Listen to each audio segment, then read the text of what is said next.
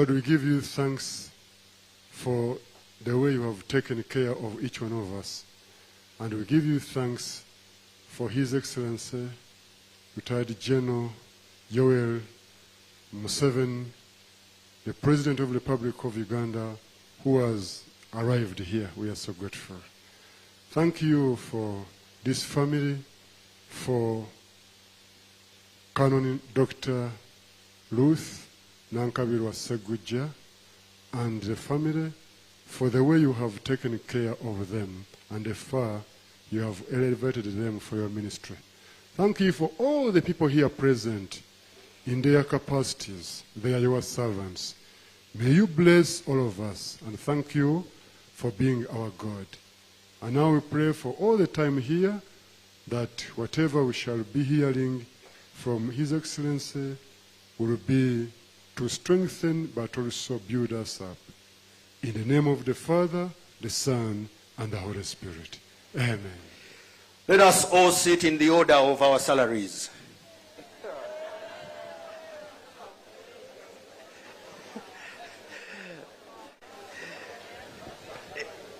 Interestingly, the president sat after some of you, and he has always told us he earns in the region of 2 million.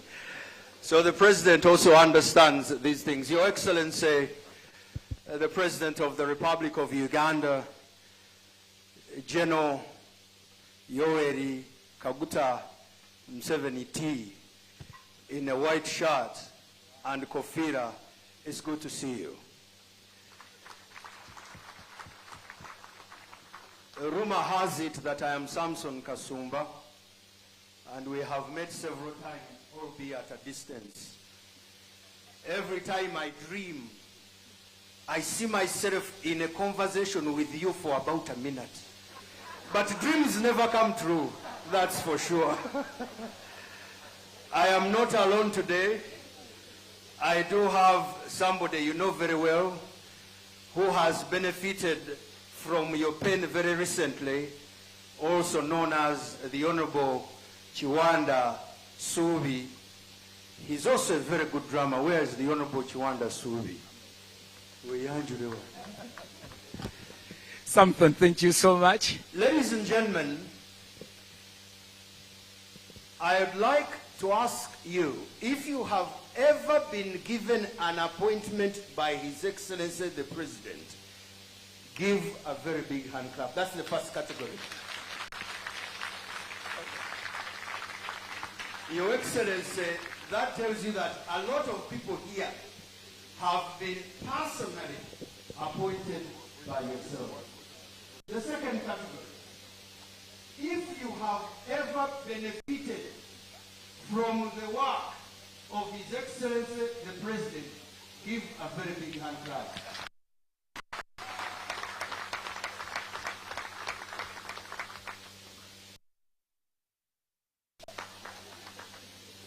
The last group, if you are here and you have never benefited at all, also clap. There is nobody. So Your Excellency, we thank God that everyone here, you have either appointed personally, has benefited, or is waiting for your appointment. I don't know where I fall, but I'll ask the Honorable Chiwanda Subi to introduce the next speaker, who is in yellow and has been excited for a very long time. This is the moment of the man Chiwanda will introduce. In 45 seconds, he will be or he won't be. Excellency, tusanyise nnyo okukulaba. Kiseera kino twagala kwaniza chairman waffe w'ekyalo, Chairman LC1, jangu yanyize President, ate otukkirize okubeera mu kyalo. Oweekitiibwa President w'eggwanga lino, Commander in Chief UPDF, Chairman NRM, Retired General 001, Yoweri Kaguta Museveni, nkwaniriza mu kitundu kino. N'abagenyi mwenna abalala nga protocol observed, mwebale kujja okubeerawo okusanyukirako ku Basegujja. Naddala omukyala nga afunye obwa kanoni n'ebirungi ebirala bingi byonna abeebalizaako. Mwebale kujja. Position okugamba okusooka nti Honorable atulaze ndi parliament yetabera mu nkubo abeera mu kukola emikwano kubanga eggwanga lyonna liri wano ekyo tukikwebaziza. Sebo excellence tukwebaza olw'obutebenkevu obuli mu ggwanga ekyo kikulu nnyo. Sebo ekyokubiri n'okuba nti ofube nnyo okulaba nti abantu bajjambwavu otaddewo enkola nnyingi abantu balina okulwanyisa emyoga PDM n'abakyala na bonna Sebo mukama wange tukwebaza. Ebirungi bingi ate ng'obudde butono naye kanjogereyo ku buzibu bw'ekitundu kino mukama wange. Mukama wange ekizibu ekisooka Ndejje alina amasomero mangi naye bwe twagenze okwetegereza ng'abantu baffe abalimi tebalinamu wadde essomero n'eri. Kino twakitegedde tutya Mr. President? Bwe wajja US mu ssomero lya Voke hafu y'abaana yafuluma. Era mu nsonga eyo Mr. President Archbishop Kazimba kyamukwatako awandise ebbaluwa nnyingi mu ministry oluzungu alumazeeyo naye nga kimukwatako nti abalimi abaffe abawano tasobola kuwerera mwana wadde nga tulina amasomero maki. Nensaba mukama wange ebbola zonna zawandiise nange zirinako kopi nsaba mukwataganye tutunulire abasajja bano boyiseeko wali nga bajja bafune essomero mumasobola okuteeka abaana gana amasomero ga kitundu naye si gaffe mukama waffe. Ekyokoli mukama waffe ekyoluguudo nalwo kyonja kusaba okyogereko kubanga ebyenfuna by'ekitundu kino byesigamye ku masomero. Ekkubiro binaatereera abazadde bajja kuleeta abaana naffe ffennyini tujja kufuna engeri gye tutapinga ku mbeera eneebeekoliwo ng'oluguudo lukoze eki lukoleddwa. Mukama wange ekyokusatu eddwaliro ly'ekitundu kino twakuziba okutwakunda gye Town Council akalwaliro weekali twalina nnyumba z'abasawo ensonga nayo weeri. Mukama wange ensonga endala mbadde chairman emyaka 32 nga ndi wa movement siwangulwangako naye emyaka 32 okoowa nensaba entambula nyongera amaaso mu puroguramu za gavumenti eno. Mukama wange nkwagaliza akaseera akalungi n'abagenyi mwena abali wano temunaamala wano nga musanyukira nensanyusa nnyo okulaba nga Ruth Nankabirwa eggwanga lyonna lireese wano. Sebo Archbishop nsaba ensonga eno tugyongereyo eyokunoonya essomero ly'aba sebo amanya gange nze Mulindwa Charles Bemba nga neddirambwa mwe balenyi basibe nnyo okugwa. Mukama abaire nammwe ku lw'obulungi omukolo ngugudde officially. Sebo enamba yange eri simu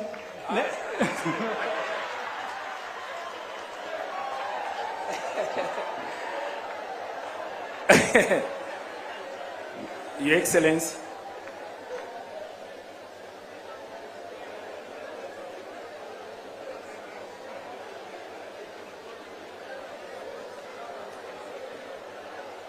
Your Excellency, that's the Chairman LC1, and atamaze tukakasa nti ebyokwerinda biri gulugulu era bikutte bulungi. Your Excellency, the guests here abagenyi abali wano bakulembeddwa mu Right Honorable Thomas Tayebwa, Deputy Speaker of Parliament, ali wano naffe, Your Excellency. Mu ngeri y'emu, Your Excellency, Owekitiibwa Right Honorable Ruth Nankabirwa, the third Deputy Prime Minister, she's also here with us.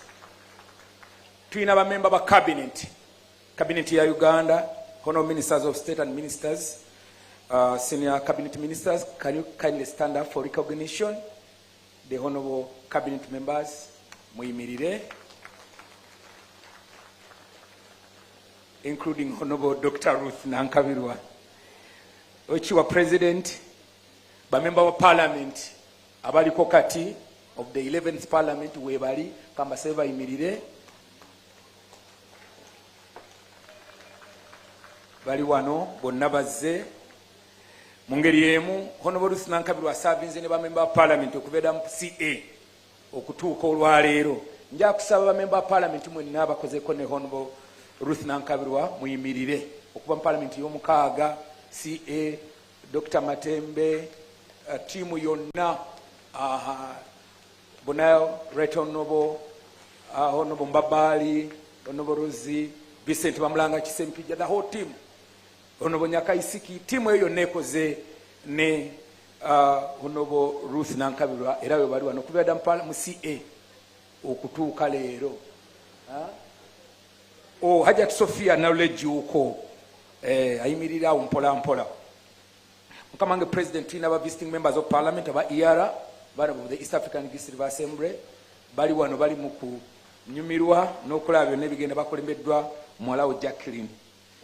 Tulina Kiboga community bana Kiboga muyimirireeko muwubeeko district card Haji Mutumba, Dr. Kefa Kiwanuka, Christine ne timu yonna abo bana Kiboga alifina ne Banaluweero muyimirireeko Haji Kalume, yes, my sister Magara, timu yonna ya Banaluweero weri wano era nayo mu ngeri emu waliwo timu ebudde bwebajja. Timu bwebajja weemuli? Right. Yes, timu eyo era nayo ebeera ne Honorable Ruth Nankabirwa ate bakoledde wamu emirimu mingi. Tumanyi olina kiseera ky'olina si kinene nnyo naye twagala okwaniriza. Mu kiseera kino twagala kusaba Archbishop wa Uganda, the Right Honorable Dr. Stephen Kazimba Mugalu ajja akwanirize ate oba oli awo atwanjulire n'abakulu abalala baliwo.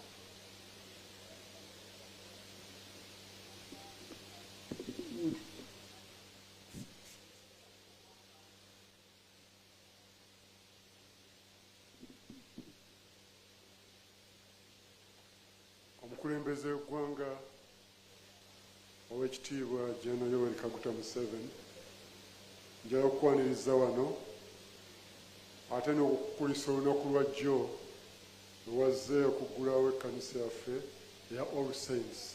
Twasiimye nnyo, tweyanza nnyo. Weebale nnyo, weebale ddala okuwanirira emirimu gy'obuweereza naddala abaweereza okubafunira entambula basobole okukola emirimu egikulaakulanya eggwanga nga bayita mu kkanisa. Njagala okwanjulira wano omulabirizi w'obulabirizi buno Bishop Wilson Kisekka n'omukyala yabadde ye mulabirizi ali mu kitundu kino, ate njala okwanjula omulabirizi Michael Lubowa, omulabirizi wa Central Buganda Kasaka, ate nga mulirwanaawo sayidi eyo. Wano njala n'okwanjula chaplain wange wano Johnson Kansiime yakwata ekkalaamu wano ne dayali. Wabaddewo faaza simanyi we faaza ali eno ono nno Father Joga yatwala bendo bino eri Nandere yakiikiridde abakulu abalala. Apostle Sirode yatuddewa Emira Kosa bwe tukola emirimu gya Inter-Religious Council of Uganda, Apostle Dr. Joseph Sebadda n'omukyala. Kansaba abaawule abali wano bonna bayimirira abaawule. Mwebanyumwe baddala kama yabazibwe. Kankwanjulire nsebusembera wano Venerable Canon Paulo Kigundu Kisala ono yagatta basegujja bano oyo yabagattira ddala ne Bestman ne Metron we bali. Bestman Metron Honorable Sanji Kakembo ne Dr. Kakembo beba Bestman Metron. So mwebanyumwe baddala abakulembeze bonna ab'enzikiriza endala zonna babaawo besirabye bonna muyimirireeko babali bwe tubakola mbanjulanga nga district ow'Ekibogo twakola nnyo naye emirimu alhamdulillahi rabbil alamin kama yebala nnyo baddala aw'ekitiibwa nyanjula abakulu abo nga bwe ndi chairperson wa Intelligence Council of Uganda tukoleramu emirimu egigatta enzikiriza. Tweyanza nnyo, tweyanzege. Mukama akuwa ekiseera ekirungi ky'onoomala wano. Twebalizaako munnaffe Canon Dr. Ruth Nankabirwa yaweereddwa ekitiibwa ky'obwa Canon. Canon nkitegeeza advisor w'abalabirizi, naye ye Canon mu ddaala erya public relationship atuyambe okukwataganya ekkanisa ne marketplace okubuulira enjiri n'ebyenkulaakulana kyavaddewo obwa Canon. Tweyanza nnyo, tweyanza nnyo. Basebo ne banyawo Bishop Archbishop mwongere obugalo okumwebaza. Mukama wange President, omukolo guno ogubaddeko oba former Vice Presidents babiri, owekitiibwa Edward Kiwanuka Sekandi, owekitiibwa His High Excellency Specioza Wandile Kazibwe, ate era mu ngeri emu tuli basanyufu nnyo okuba ne Right Honourable Amama Mbabazi ne Maama Honourable Sam Kuteesa n'omukyala. Lwaki bano tubogerako mu ngeri yanjawulo? Honourable Saida Bumba. These were senior ministers for Honourable Ruth Nankabirwa. They worked with her. Era abantu bonna abali wano, tiimu eri wano, erimu business community, olubikwano ba Bishop Emmanuel Katongole ne tiimu yonna, manyi okyaliwo Mwami Emmanuel Katongole, ate era ne Hassan Bulwadda. Tusanyuse nnyo Obulwadda Estate. Twebale enkolagana ennungi. Abeka construction babadde bakiikiriddwa wano, batukola oluguudo lw'ekibuga ennaku zino, mikwano gyaffe nnyo bakiikiriddwa, I think era naye abadde waali. Wekiwa President, tumanyi ekiseera olina kitono. Njala Kasumba, come for the next step. Sebo wekitiibwa President, wano mu Buganda tugaa nti engalo tezenkana. Mu bantu mulimu abantu, era mu bantu abo abali mu bantu ensi yakuweebwa omukisa gw'amaanyi. Naffe tuweereddwa omukisa ne tulaba ku Honourable Dr. Canon of late Ruth Nankabirwa. Ate twategeezeddwa nti Naalongo tubbi, ebyo byayogeddwa muweereza wa Mukama yennyini, era ffe tukyali mu kulindirira. Erinnya lya Mukama lyebazibwe. Yakuŋŋaanyizza abantu wano bonna, era njagala butalwa nnyo wano muyite mu ngalo ez'amaanyi. Bassebo ne bannyabo, mukube engalo ez'amaanyi ezijja okubamalamu empewo.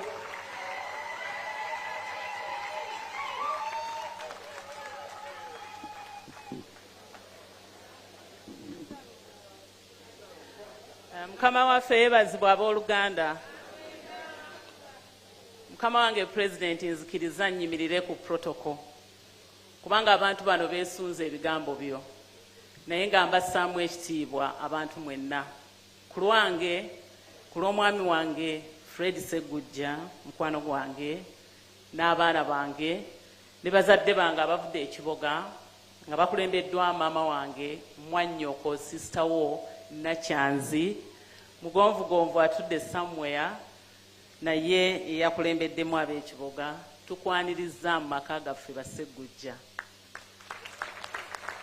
Twaniriza abantu bonna abali wano abazze nga bangi bwe bati.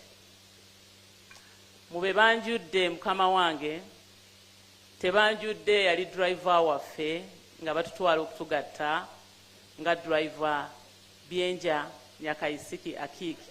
Yali akatuusa Prado ye empya mu Parliament. Embaga yaffe yaliko abantu 35. Ku Lwokuna twabeera mu honeymoon olunaku lumu. Mwami Segujja n'aŋŋamba genda osange President Museveni agenze Luweero ku birembo tour. Honeymoon nagimalamu just one day. Nenkwegattako kuba twatukuza obufumbo nga already ndi Minister of State for Luweero Triangle. Naye nga Mukama yali yatugatta dda era nga atuwadde n'omukisa okuzaala abaana. Nsabeera okutwala omukisa guno okwanjula headmistress wange. I would like to introduce my headmistress, Nabusunsa Girls School, Madam Aisha Days Buruku. Madame Buruku, the wife to the late Tom Buruku, was my headmistress, my friend. She mentored me. She came with two of my teachers, my physics teacher, Mr. Semivule. I did physics, chemistry and biology and mathematics and fine arts. And I'd like you to come forward. Yes, Mr. Chironde Joffrey, yansomesa fine art, najagazisa fine art. I ended up doing Bachelor of Arts at Makerere University. I had preferred medicine, but I loved the art so much, so I missed doing medicine, and then I did fine art as my first. Those are my teachers. Please go back and take your seats. Abawala abavude na bisunsa nga nali head girl wamwe kale muyimirire mangu. Wadde kati muli bakyala b'abantu muli bamaama. Wadde kati oli Prime Minister Mukyala Nakadama, I was your head girl, please.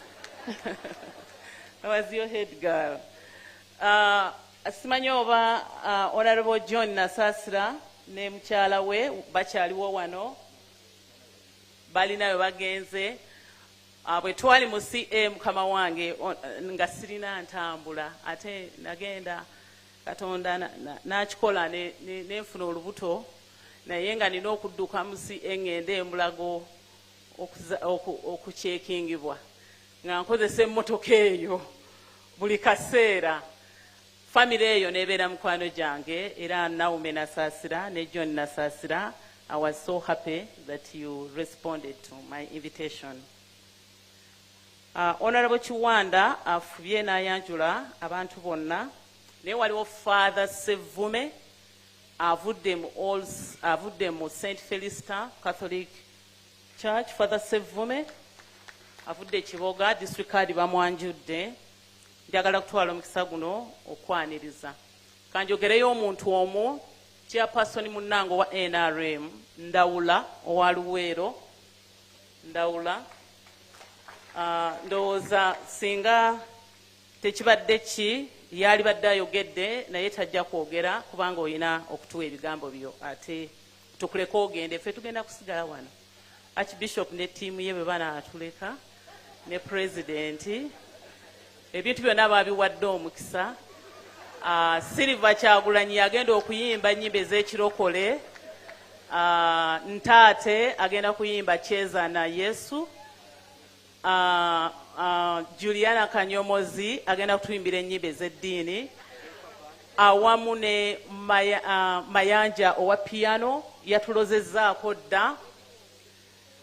Eddie Kenzo tajja kuyimba kubanga wano mugenyi ate muko naye ne Abeeka bandi weeri.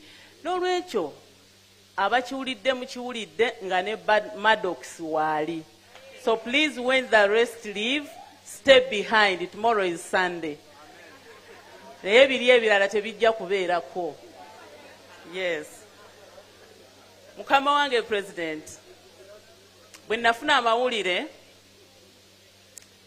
ag'okulondebwa nga canon designate agenda okutwalibwa mu lukiiko lw'aba bishops basalewo nga Archbishop wa Uganda yagampadde mu style ye ya command etakuwa mukisa kugamba nti nedda.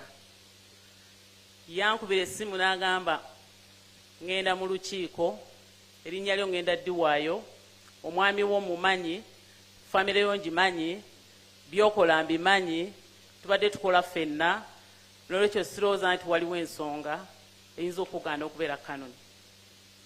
Nga Archbishop akugambye bw'atyo ogamba otya? Weebaza bwebaza kubanga musajja wa Katonda okwo kuba kuyitibwa okuva eri Katonda. Ne mugamba nti taata kibeere ku nze nga bw'ogambye. Era sebo Pulezidenti omulimu ngenda gukola kubanga yatusomesezza n'agamba bakuyita bamaze okukwekenneenya ne balanga ne makanisa gy'osabira obanga waliwo omuntu alina ensonga yonna ekugaana okuba obwa kanoni emirundi 3 agyogere. So ndi mweteefuteefu nga nnyambibwako ow'ekitiibwa Sseggujja andi ku lusegere wano okuweereza Mukama.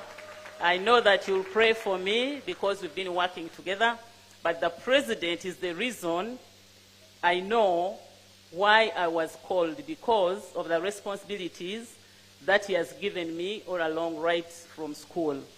Era namutegeeza nti Mukama wange nja kuteekateeka okwebaza kubanga kino kinene, naye omukolo ogwo nsaba ggwe kennyini gw'oba obeerako olabe ku bibala byo. Njagala okwebaza nti wakkiriza ggwe kennyini okujja ku mukolo gwaffe ba Sseggujja. Thank you so much. Sigenda kwogera bigambo bingi kubanga ndi mulwadde essanyu. I've been telling people that I'm soon dying of happiness. My face is paining because I've been smiling since yesterday. So I'm not going to talk much. But Your Excellency, njagala kukwebaza olw'obuvunaanyizibwa bw'otukwasa ffe ba Sseggujja. Kubira ddala nga nkujoyininze. I don't think I have disappointed you. Thank you so much. I am so proud of you. Era abantu bakimanyi Nankabirwa Museveni kyagamba oyo ne bw'onookola otya tajja kukyuka. Ne bw'onookola otya tajja kukyuka. So tukwebazanga ba Sseggujja ne famire yaffe ffenna. Abaana obalabye sibanjudde naye nga sibanjudde wano naye ng'obalabye tubadde eri mu kifaananyi. Tukwebaza taata okutuwa obuvunaanyizibwa obwo. Era akalulu ka 2021 bwe kaggwa ne ŋŋamba munange ono n'abaana nti nze ndowooza nkomye wano mu lwokaano lw'okusaba obululu n'okufukamirira obululu. Nkyakiriko kubanga nakutuukirira Mukama wange ng'omaze okunkwasa mulimu gw'amasannyalaze n'obugagga obw'omu ttaka ebikwatiridde ekonome era ensi yonna yonna byetunuulidde. Ne nkusaba onzikirize amaanyi ngateeke ku mulimu guno, ogenda nga nkonkona nga nsaba obululu ekiboga mbiveeko n'onzikiriza. Era bannange President yanzikiriza ngenda kusisimula ebyobugagga eby'omu ttaka, mafuta, minerals, okulaba nti ekonome yaffe ekulaakulana okusoomoozebwa kungi. So wano wenjagalira okwebaza bannakiboga olw'okundera okuviira ddala mu CA obuvunaanyizibwa bwonna, era seemulugunya era siri munyiivu wabula ntendereza butendereza.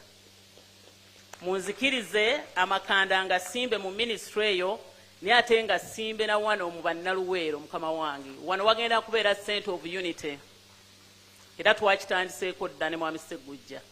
Tugenda kwegatta ku bakulembeze ba Luweero district okulaba nti tukunga Luweero okwongera okutegeera ekyabalwanyisa n'okwongera mu maaso eyo ensonga ey'abalwanyisa ey'okutereeza Uganda.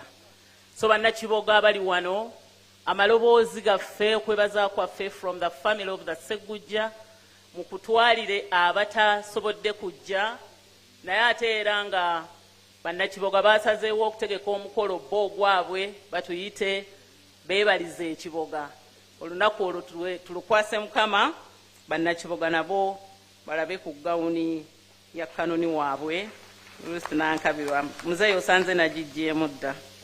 Nze n'ebyange birabika biweddeyo. Kaakati njagala okwebaza Archbishop weebale kunteeka mu line.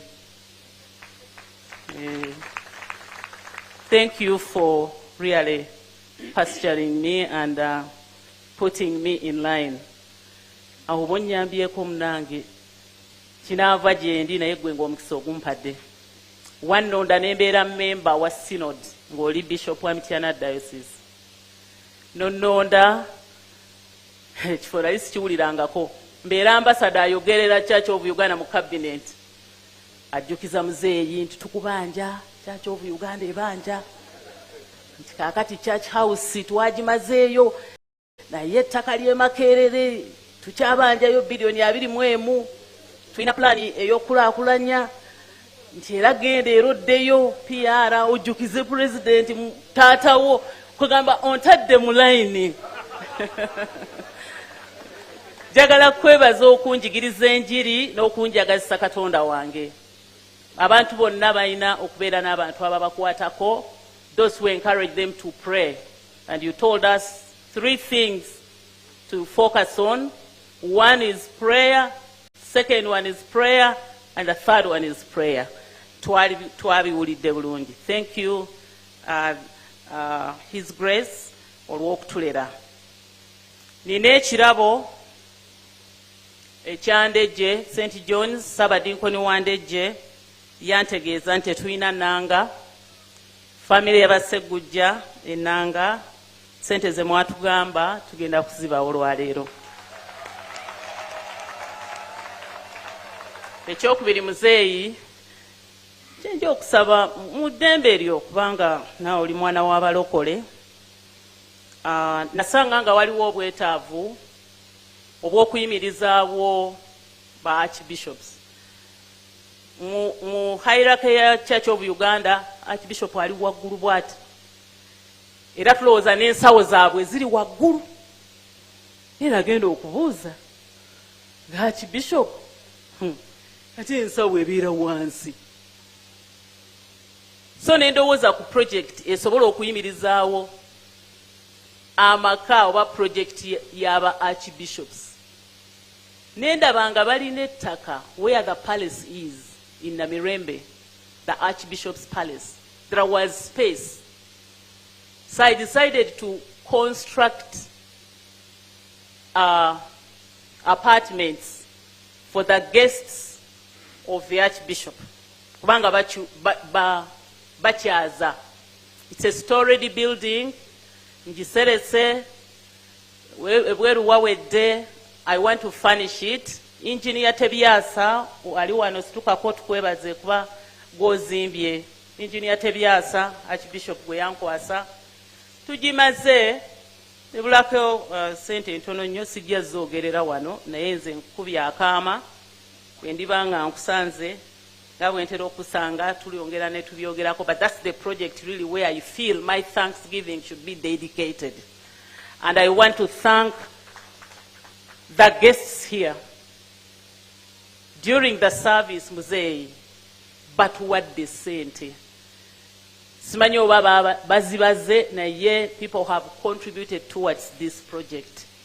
I want it finished next year in March when we are celebrating the Archbishop as the Bishop of Kampala Diocese on the 8th or 7th of March. I have all the confidence that this project will be completed. Abatuwadde ensimbi mwebale nnyo mwebale ddala kojja wange Katongole ne kojja wava muno mbanjudde wava muno akiikiriddwa kojja omuto Elias Sechanzi, Elvas Sechanzi. So eyo ye project Muzeeyi gye natandika. Naye sente ezagitandika zaali zizo. Bwe nali chairperson owa enthronement committee eya Archbishop wankwatirako. Ye sente zajja ng'omukolo gunaatera okubaawo. Nze nga chairperson ne sizoogera wampa 200 million shillings for that function. But the function was almost, coming to, it was I think 2 weeks. Nensirikira sente ezo nenzibirako Archbishop. Muzeeyi sente azimpadde naye sijja kuziwaayo mu kakiiko kubanga tujja kwongera ku mazzi n'ennyama nga tenze ndaba bimala. Sente nenzitereka okutuuza Archbishop bwe kwaggwa nze nentandika ekizimbe ne sente zewampa $2,000,000 ng'ozimpadde kulya okuteekateeka omukolo gwa Archbishop ogumutuuza. Nze nazitandikamu musingi gwe watandika omusingi taata ogw'ekizimbe ekyo. Abasumba abali wano baklaje tulina ebirabo byammwe. Nkolaganye ne ministry yange era eri wano, PS Irene Batebe bonna bali wano, agencies ziri wano. Twamobilizinze electric cookers kuba njagala okukozesa ekkanisa okwongera okuwulira enjiri eya clean energy evangelism as it is in the book of Genesis, when God said, "Let there be light," and there was light, and that light was a clean source of light. So we are now back to that energy transition evangelism. Buli musumba ali wano agenda kufuna pressure cooker, era nja kusaba abantu bange bazireete very very fast. Baklaje mwenanga bwe mubadde wali district card Kiboga kwoli, Father Sevume kwoli, kuuka zino temuzitwala kuzitereka. Nsaba munyambe mu demonstrating abantu bamanye nti okukozesa amanda kati kiri more expensive than using electricity, because muzeeyi walagira very soon amanda ogenda gagoba mu Uganda. Oyagala abantu abalamu abakozesa okufumba nga bafumbisa ebintu ebirungi. Nolwekyo kuuka zino weziri ngenda kubawa abantu ba Katonda, buli omu ajja kuddayo ne pressure cooker ekozesa amasannyalaze mu nnyambe. Mwami Sseggujja, guno omukolo munene, mbadde nkusaba oba olina gw'onooyita sayidi eyo atusuuleyo akagambo ku sayidi yo. Nze njogedde nga mukyala wammwe gwe mwakkiriza n'akola obuweereza. N'olwekyo nga maliriza, my sweetheart, thank you for the support.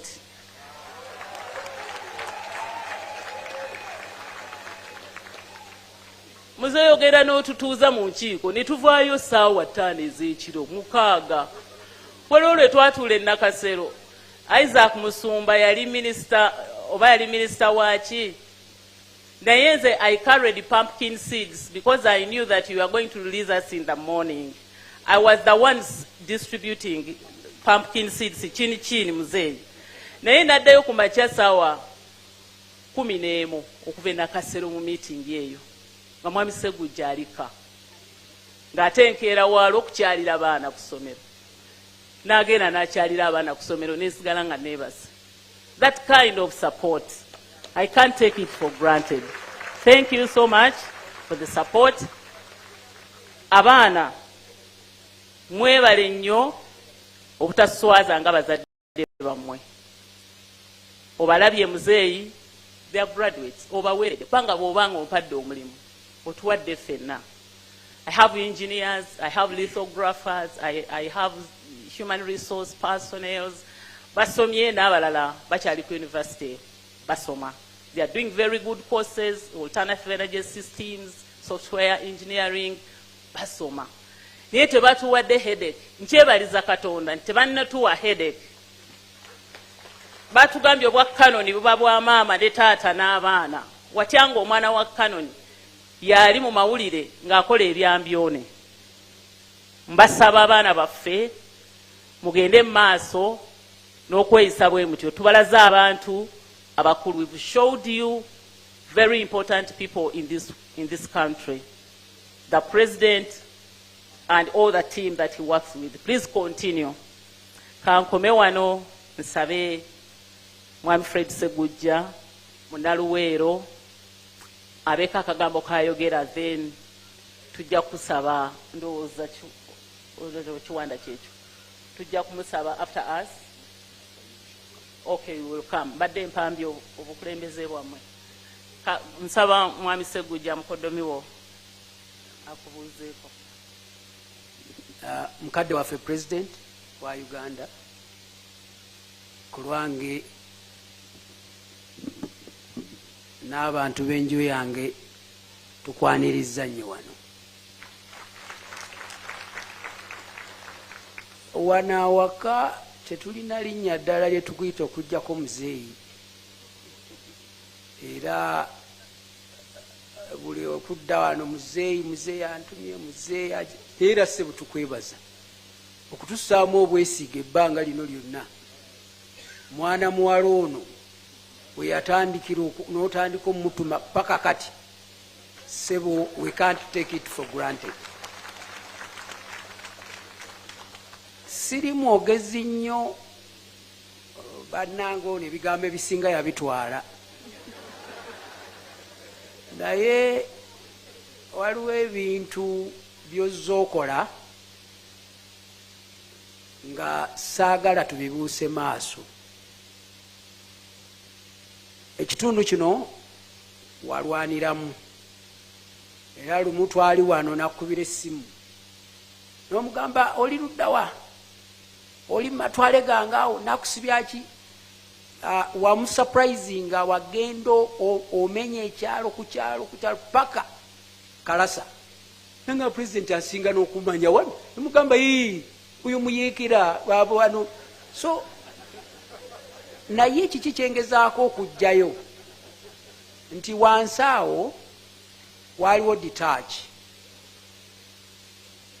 abantu baafa nnyo awo wali secondary ne university ze banzaala mitala awo ebyala awo wonna wonna okuva eno paka eri byabakadde baffe naye twalaba okufa abantu kwe baafaamu mukama wange bwe wajja ekintu ekyo n'okikyusa fe abamu abatutteko ku myaka tukimanyi era tukwebaza olw'emirembe egiriwo. Amasomero agali kuno abantu bakomyawo abaana kuba tulina amasomero. Kino kyekimu ku bitundu ebibadde ebikulu ennyo mu bukristaayo. Ndejje ffe bakadde baffe awaka waaliwo abantu bangi bajjanga kubanga emabegakaawo ng'oli bw'amanya nti ye mupoto, that is being a Protestant, nga bamuleeta endejje nga waliwo ekigo kimu kyokka wano ekyabakatuliki kiri Nandere, naye abantu bajjanga mu maka basobole okufuna values. Nsibambi, Sebaana, in fact yalina ssengawe nga ali ku ttaka lya faawo, so many others. Tukwebaza nti amasomero ago gaddamu amaanyi ne tufuna ne university. Kino njagala okifundikiraga nti abantu batambula obudde bwonna. People shouldn't take that one for granted. People walk throughout the day and night because there is peace. Tukwebaza. We thank you so much for that. Olina ebintu byotera okugamba abantu batera nnyo okuwoza bwavu and so on. Naye teri muntu asobola kusula njala ng'alina akalimu k'akola. Nobody. Bw'obanga olina akalimu oyinza obutafuna nga Nankabirwa oba Dr. Muyingo naye tosobola kusula njala. Ekyo abantu wabawa emirembe omuntu okuba nti oba akoze eki asobola okutwala ekintu kye mu katale n'akitunda asobola okuba nakyo ne watabaawo amukwata mu nsawo.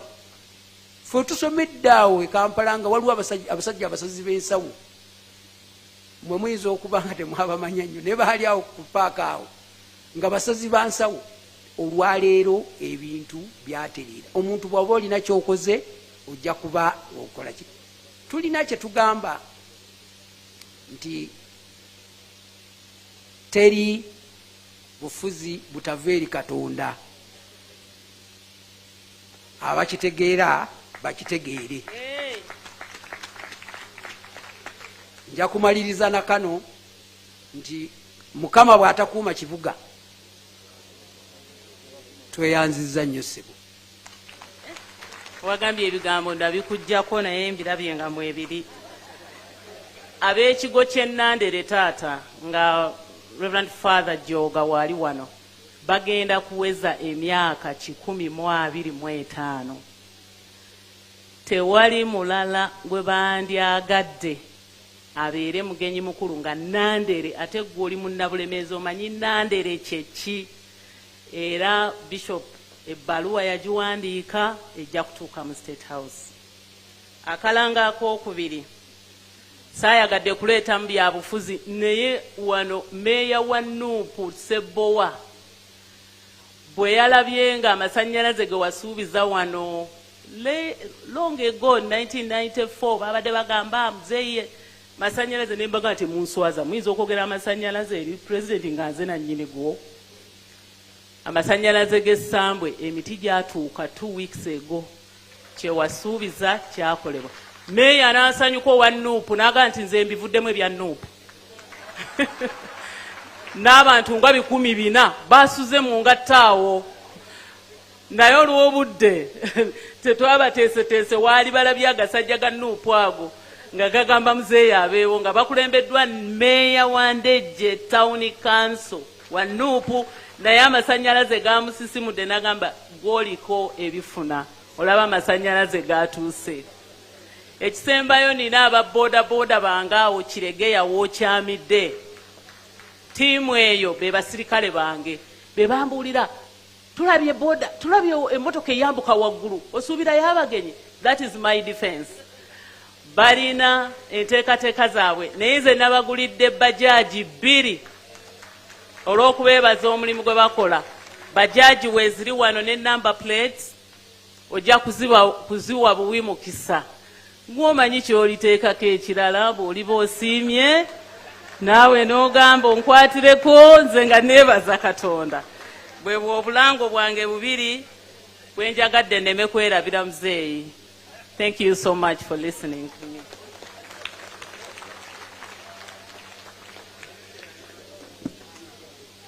Eyesitukira tanywa matabangufu. Bassebo ne banyawo mu mukolo mwe tuli. Mu mukolo mwe ki? Tukyalindira omugenyi omukulu era nga nakyo kyakwebaliza Katonda. Naawe olina kukola nnyo nakusaba nnyo abantu abali wano bakulindirire.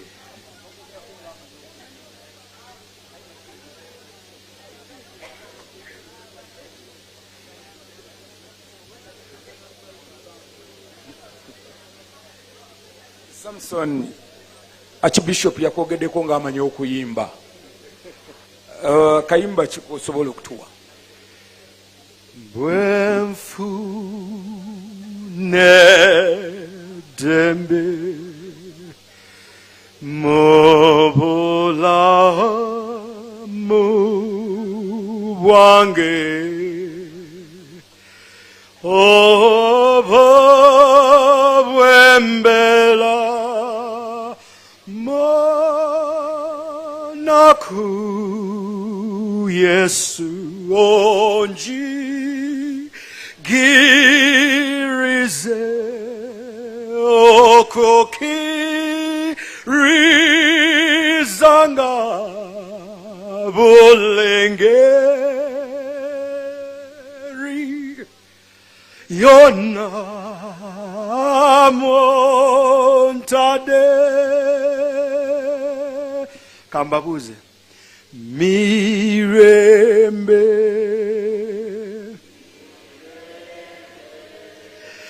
mirembe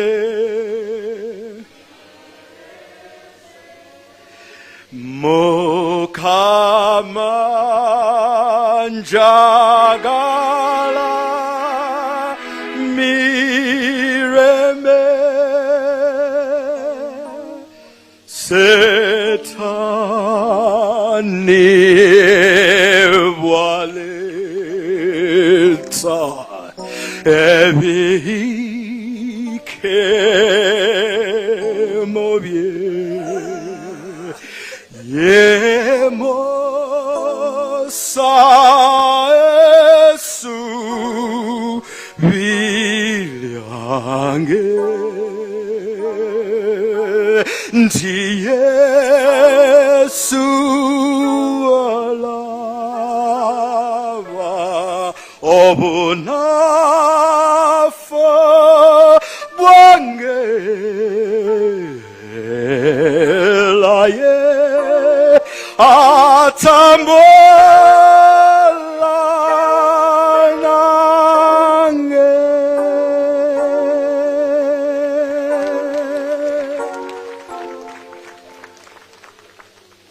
Sebo omukulembeze w'eggwanga newankubadde nga ndi munnamawulire soma amawulire ku TV bino mbiwulira. Njagala okwebaza mu lujjudde. Ndaba bapulezidenti bangi mu nsi nnyingi. Naye bapulezidenti batono nnyo abalina obudde bwa mikwano gyabwe. Ssebo pulezidenti weebale kuba na budde bw'abantu bo. N'ogenda kujyaluwa, n'ogenda kujeeno, teweerabira bantu bo. Oba oli awo, nange bwe ndiba omuntu. Era mu bangi abali wano, Your Excellency, mwe muli ab'olukiiko olufuzi olw'ekibiina ky'okulembera omuli omusajja muleefu Honorable Dr. Chris Balyomunsi. Musajja yaveeyo mu Bukiga n'ajja afuna emirimu nga ffe be yasanga wano tetunnafuna. Era mwe muli n'omukyala Enjasabiggwe Mekete, Honorable Lydia Wanyoto, oyo yava mu nsozi naye n'ajja n'agwa mu bintu oba bye byamugwamu.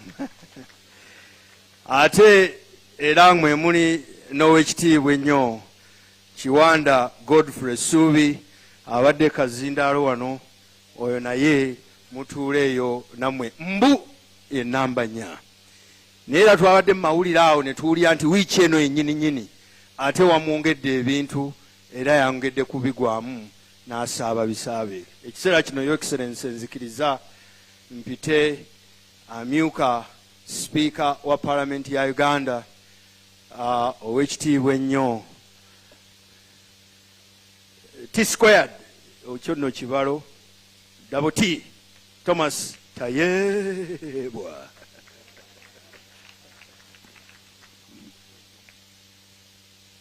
Mr. President, when you appointed me gracefully the government chief whip, the first person to congratulate me was my sister, the Honorable Ruth Nankabirwa.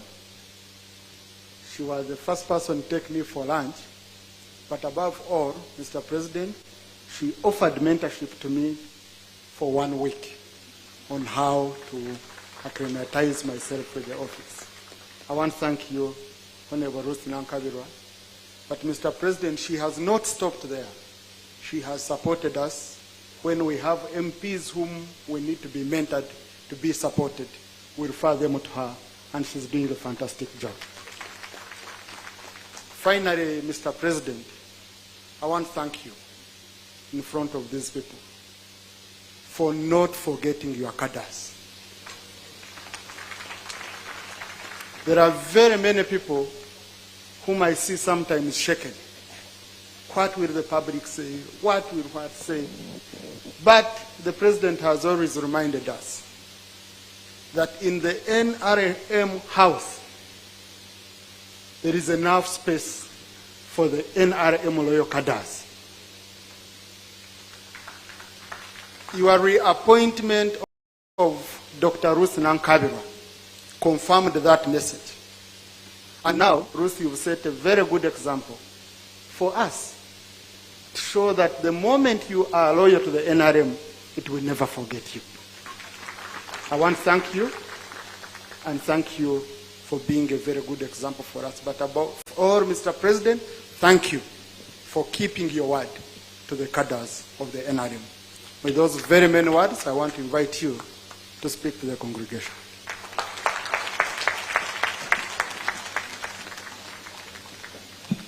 Sit down, please, sit down.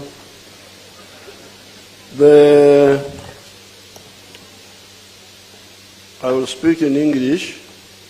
Somebody could translate in Uganda. The Right Honorable Deputy Speaker of Parliament, Tayebwa. Omumyuka wa Speaker wa Parliament, Thomas Tayebwa. The Right Honorable Prime Minister Emeritus Mbabazi. Prime Minister eyawummula Emeritus Patrick Mbabazi. His Grace the Archbishop and the other bishops. Saabalabirizi n'abalabirizi abalala. all the honorable ministers, members of parliament, all the invited guests, Baminister ne bamemba ba parliament n'abagenyi mwenna abayite and the family of Seguja. n'amaka g'omwami Sseggujja. I am happy to be here Ne musanyufu okubeera wano on the invitation of our daughter, Ruth Nankabirwa. okwanukula okuyitibwa kwa muwala waffe Ruth Nankabirwa. But before I speak about Honorable Ruth Nankabirwa, Nga sinayogera ku Honorable Ruth Nankabirwa, the LC1 gave me what to talk about. akulira ekyalo yampadde ebyokwogerako Because most of the time I don't have prepared speeches, kubanga ebiseera ebisinga obungi siba na bubaka buteeketeeke, because I always have all my points mobile with me in my head. kubanga ensonga zange ntambula nazo mu kiwanga kyange. Now, the LC1 chairman said what we have been telling you so many times. Chairman w'ekyalo yayogedde bulungi kye tubadde tubagamba emirundi ntakera, That there are very many schools in Ndeje, nti waliwo amasomero mangi nnyo mu Ndejje, good schools, amasomero amalungi, but the children of Ndeje are not in those schools naye abaana b'omu Ndejje tebali mu masomero ago because they don't have money to pay for them. kubanga tebalina nsimbi kusasulira masomero ago. Now, for more than 30 years, Kaakano okumala emyaka egisukka mu 30, no, I think it's 29 years, weewaawo emyaka nga 29, because in the first years I was doing my homework, kubanga emyaka egyasooka nali nkyayina byempitamu, nali nkyakola okwekenenya. nali nkyayina byennekenneenya. Now, by 1995, I had already done an experiment in the cattle corridor, Mu 1995 nali maze okugezesaamu mu kyangaala ekyo eky'ente mu Lukoola. mu Lukoola.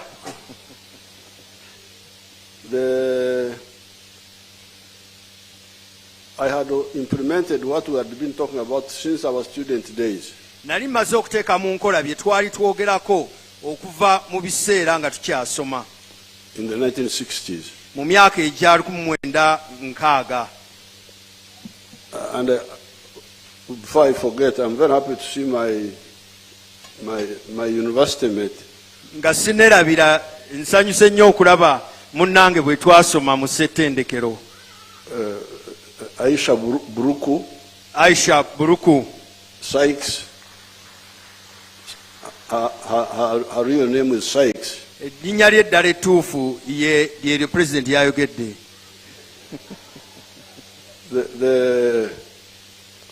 She was my university mate. Twasoma naye mu ssettendekero. She's from Tanzania. Ava Tanzania eyo. Her real name was, her other name was Sykes. Erinnya lye eddala pulezidenti yalyogedde. One day, she approached, I don't know whether she remembers, Olunaku lumu simanyi oba nga akyajjukira. she approached us Yatutuukirira and said, "You fellows, are you homosexuals?" n'atugamba nti mmwe muli bankola eri, Because why don't you have girlfriends? lwaki temulina be muganza And you are always among yourselves. naye nga mubeeraawo bavubuka mwenna mwenna mwetoololerawo. Wapakabulo, Wapakabulo, that group of ours, akabinja kafaako. or that group. I don't know whether she remembers. Simanyi oba nga akyajjukira. I will invite you. We talked, but I want you to come and we talk. Nja kuyita olabe nti tetwali. So, thank you, thank you. Njagala kwebaza. Now, from those days, Okuva mu biseera ebyo our vision of society was clear. kye tubadde nga tukolako ekirooto kyaffe kibadde kirambulukufu, That it is possible nti kisoboka bulungi to have prosperity for all. okusobola okufuna okuyitamu nga kwa bonna, obugagga nga bwa bonna, Bona bagagawale. bonna bagaggawale. And in our Luo language, you say duchu. Mu lulimi lwabwe duucu. Luo. olw'engulu eyo. So, N'olwekyo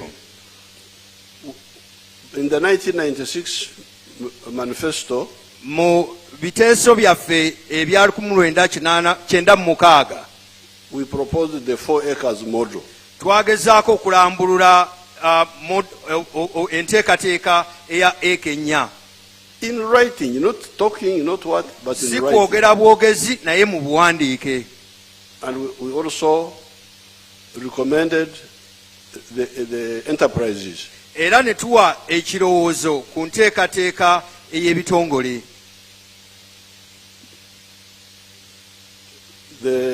We said the 4 acres, 1 acre for coffee. Ne tugamba nti eka emu ebe ya mmwanyi. The second acre should be for fruits. Ey'okubiri ya bibala. Third acre should be for pasture for dairy cattle. Ey'okusatu nga muddo gwa nte ez'amata. Fourth one for food for the Ey'okuna home. mmere ya kulya waka. Then in the backyard you put poultry for eggs. Ate manju tuteekeyo enkoko ezibiika amagi.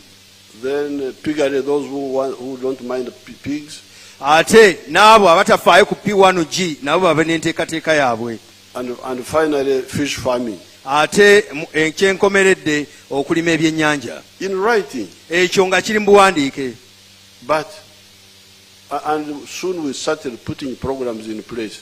Bw'ayita akabanga ne tutandika okuteeka enteekateeka ezo programu ezo ne tuzanjuluza ne zitandika okukola. Putting money at every sub-county. Ne tuteeka ensimbi ku buli sub-county. Entandikwa. Nga waliwo enteekateeka y'entandikwa. Then the PMA, Plan for Modernization of Agriculture. Enteekateeka ey'okutumbula ebyobulimi. Then NADS. Ne wabaawo NADS. Then all these programs, Operation Wealth Creation. Enteekateeka eyo ey'okukola obugagga n'okuyitimuka.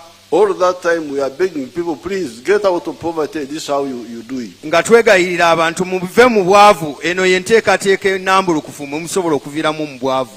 But the Banyankole say, and the Minyingi tukuruza obushera, many tongues spoil the broth. Abanyankole bagamba nti ennimi ennyingi zoonoona supu.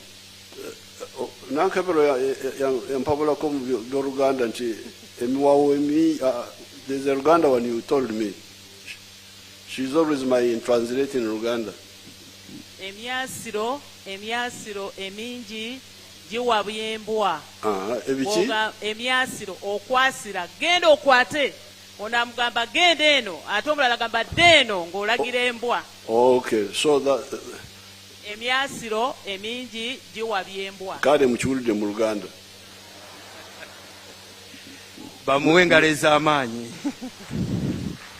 Now, so n'olwekyo so many people say other things, this one, so people don't concentrate. Abantu boogera ebintu bingi, ono n'agamba kino omulala n'agamba kiri, abantu ne babulwako enteekateeka ennambulukufu gye balondako okugenderamu. And what the Baganda call okugumaza.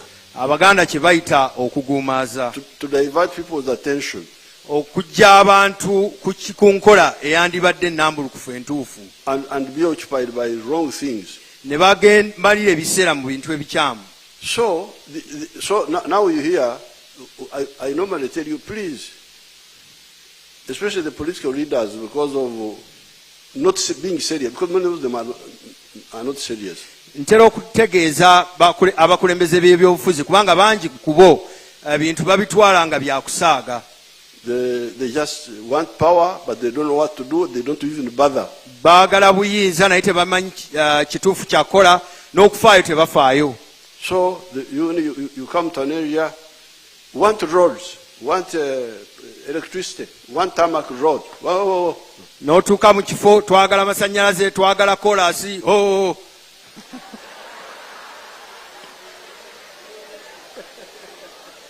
But from long ago, naye okuva edda emabega, we told you that twabagamba all those roads, electricity, what we call development, enkulaakulana. Nti ebyo byonna amasannyalaze n'enguudo kye tuyita enkulaakulana. abakulembeze bye boogerako. Abakulembeze bye boogerako ne bakkaatiriza. You can have enkulaakulana, in Luo they say dongolobo. Osobola okuba ne donlobo. But you still have obwavu in your house. Naye ng'okyayina poverty mu nnyumba yo. Now, you go to Bombo Road, going to Ruwero, to Guru, to that road. Bw'okwata oluguudo luno nga weeyongerayo genda eggulu n'ebifo ebya waggulu eyo. That road has been tarmac since independence. Oluguudo olwo lubaddeko ne koolaasi okuva lwe twafuna ameefuga. When we came, we reconstructed it. Bwe twadda ne tuddaabiriza. I think we have reconstructed it second time.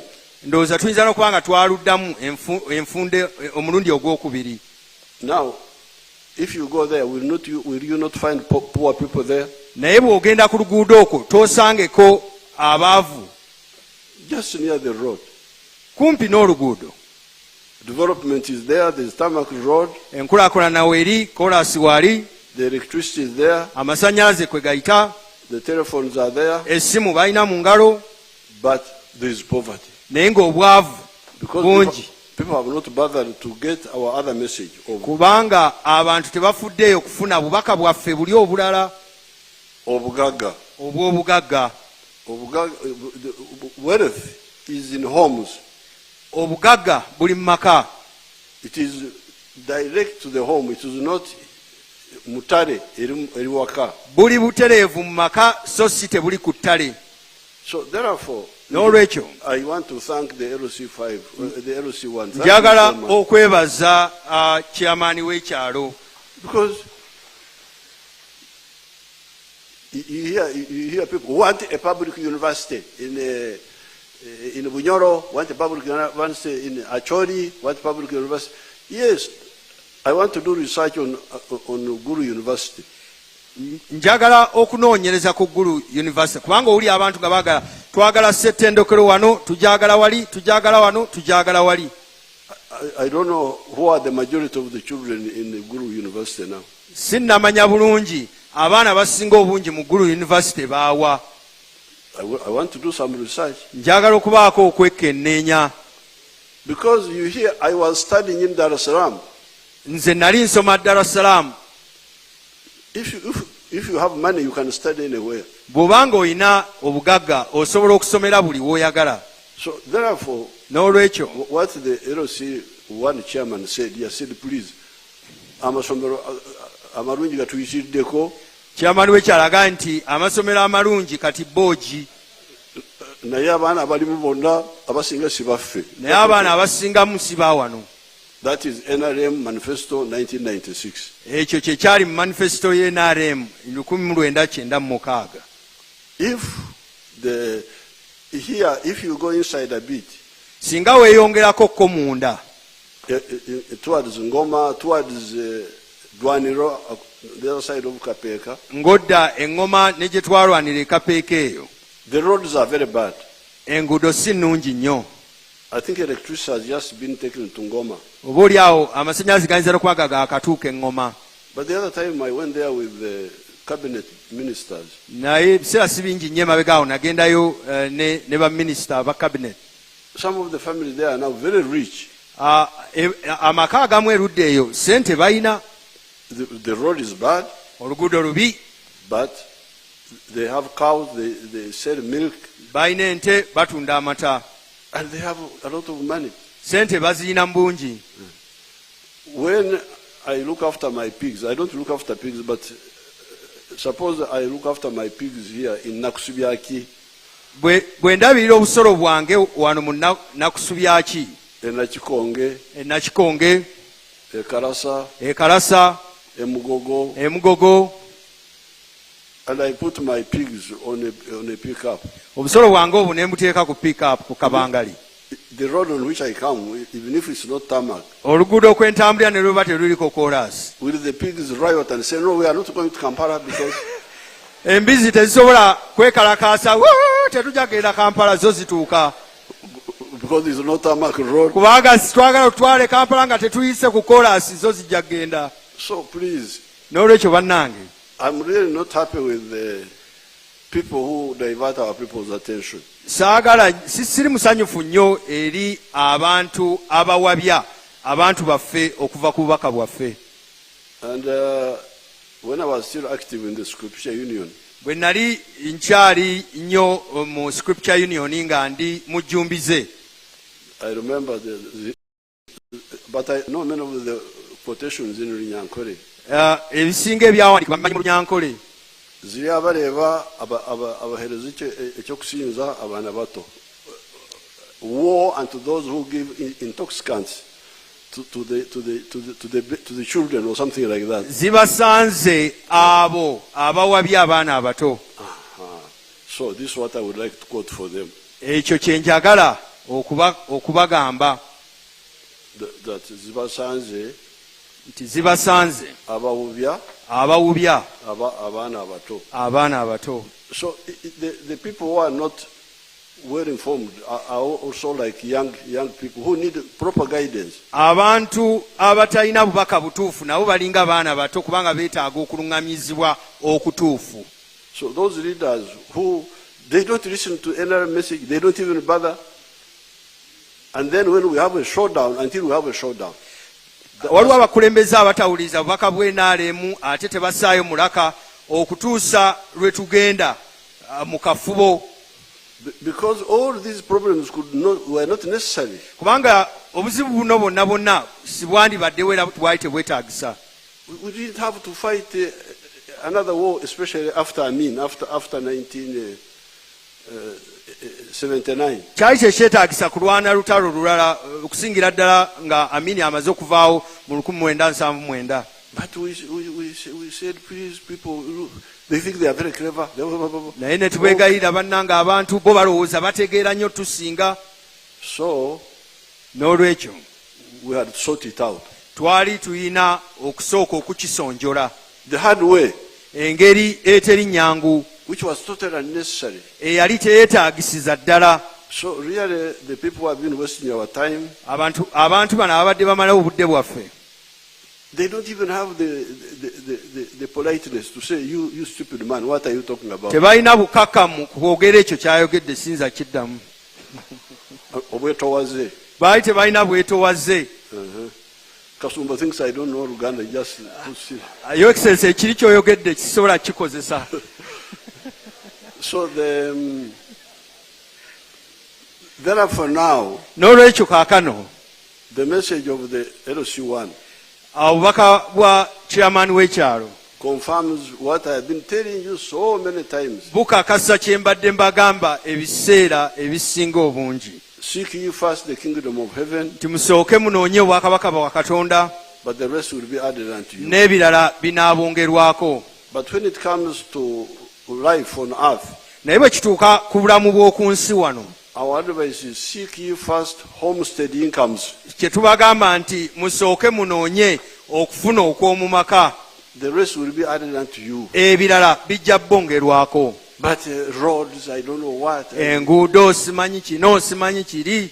Public university. Twagala university eza gavumenti. Diverting your people's attention. Nga bawabya abantu baffe. I was a young man in 1967 when I had finished my A level. Yali muto mu 1967 ng'amaze okusoma haya. I went and bought land at Rwakitura. N'agenda n'agula ettaka Rwakitula. Cheaply. Siryali ya buseere. Because it was so far away. Kubanga lyali wala. With the development. Nga liri walako ku nkulaakulana. Not near tarmac roads. Nga teriraanye kolasi. Not even Maram Road. Nga teriraanye na luguudo luno olwaffe olwa Maram. So I left my colleagues in Mbara learning how to dance. There was how to dance. Nendeka bannange Mbarara mu kibuga nga bakyayiga engeri y'okuzina amazina. How to dance twist. Nga bakyayiga engeri y'okwewuuba. Oh, Museveni has gone to the bush. Agati Museveni ayingidde ensiko.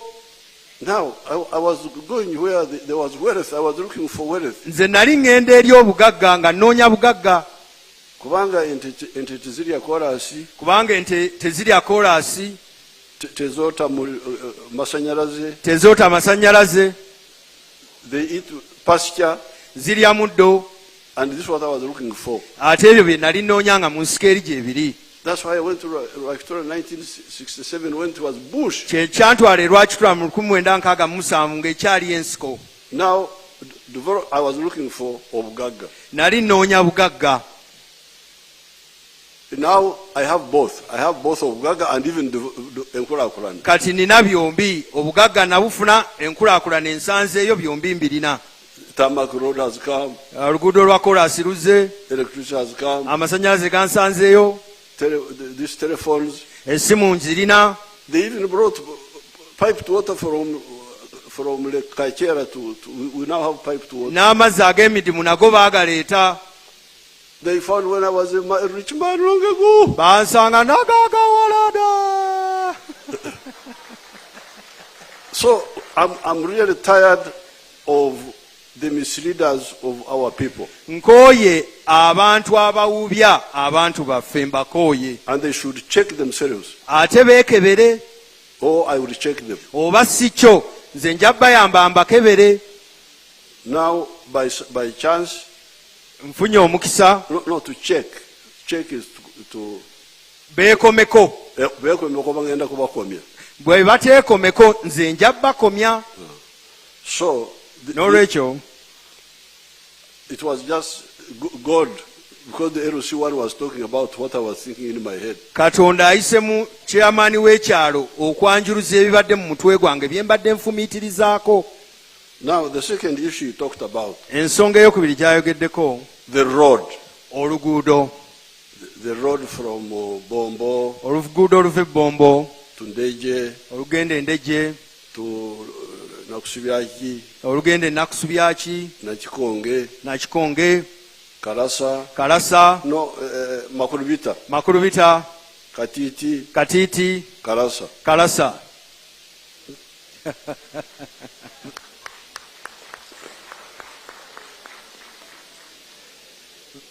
So really, these areas we know all these areas very well. Ebifo bino mbimanyi bulungi nnyo nnyini ddala. And we have already worked on them. Era tumaze okubikolako. Because when you reconstruct Kampala Gulu Road, kubanga boddamu n'otereza oluguudo oluva e Kampala nga ludda eggulu, you are getting near Ndeje. Oba osemberedde Ndeje. If you tarmac Matuga, Gombe, bw'oteeka kolasi Matuga, Gombe, Kiroro, Kalasa, Kagembe, Kanyanda, Mawale, Semutokapeka. This is a few miles from here. Ezo mailo si nnyingi nnyo okuva wano. So nobody can say, oh, you forgot us. Tewali ayinzaga nti watwerabira. Because the tarmac road is just near here. Kubanga oluguudo lwa kolasi luli kumpi wano. But now, naye kaakano, it will be good to connect also this small part. Kijja kuba kirungi nakana akatundu akatono nako tukayungeko. But now, naye kaakano, that's where the indiscipline comes in. Awo weewali empisa ensiiwuufu. Indiscipline. Empisa. Obusiiwufu bw'empisa. Obutamanya okukwata ensonga bulungi. Weewali obutamanya kulambulula nsonga mu bulambulukufu bwazo. Indiscipline, not just in bad manners, but not doing things in a planned way. Obutamanya kukola bintu mu nkola enteeketeeke. This is now, because when we were fighting, kubanga bwe twali tulwana, we the fighters fe abalwanyi had our internal democracy, twalina enkola demokrasiya waffe ow'omunda, and cohesion, ng'ate tulina n'obutebenkevu, okukwatagana obulungi. So we were able to debate internally but also do things. Nga tusobola okubaganira ebirowoozo munda ate ne tubaako n'ebintu bye tukola. Now when we defeated the dictatorships, bwe twamala okuwangula bannakyemalira, we gave you power immediately. Ne tubawa mu obuyinza. Mbagirawo. You elect your own leaders. mwe mwerondera abakulembeze bammwe. Now, the problem is that the leaders you elected, Obuzibu buli nti abakulembeze bwe mwerondera, many of them, not all of them, abasinga obungi, si bonna naye abasinga obungi, they don't listen to what we advise. tebawuliriza bubaka na kuluŋŋamya kwaffe. Tubeera mu ntalo musikagano mugwa. Babeera mu kusikamigwa na kulwanagana. Every plan is a war. Buli nteekateeka yonna lutalo. Of course, here there is a problem. Wano waliwo obuzibu. Because like in UK, Kati twala ekyokulabirako nga Ebungereza. if the elected prime minister, Prime Minister w'Ebungereza alondeddwa, if he doesn't agree with parliament, bw'atakkiriziganya na paalamenti yaayo, they both resign bombi nga balekulira and go for new mandate. nga bagenda banoonya ekisanja ekipya. And the population okubalamula.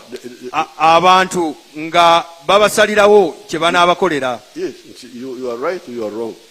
Oli mukyamu oba Now, oli mutuufu. here when the Nankabirwas were writing CA, Wano we tuli, bano bannankabira bwe baali mu kakiiko akateekateeka constitution, they removed that accountability. bajjawo enkola eyo eya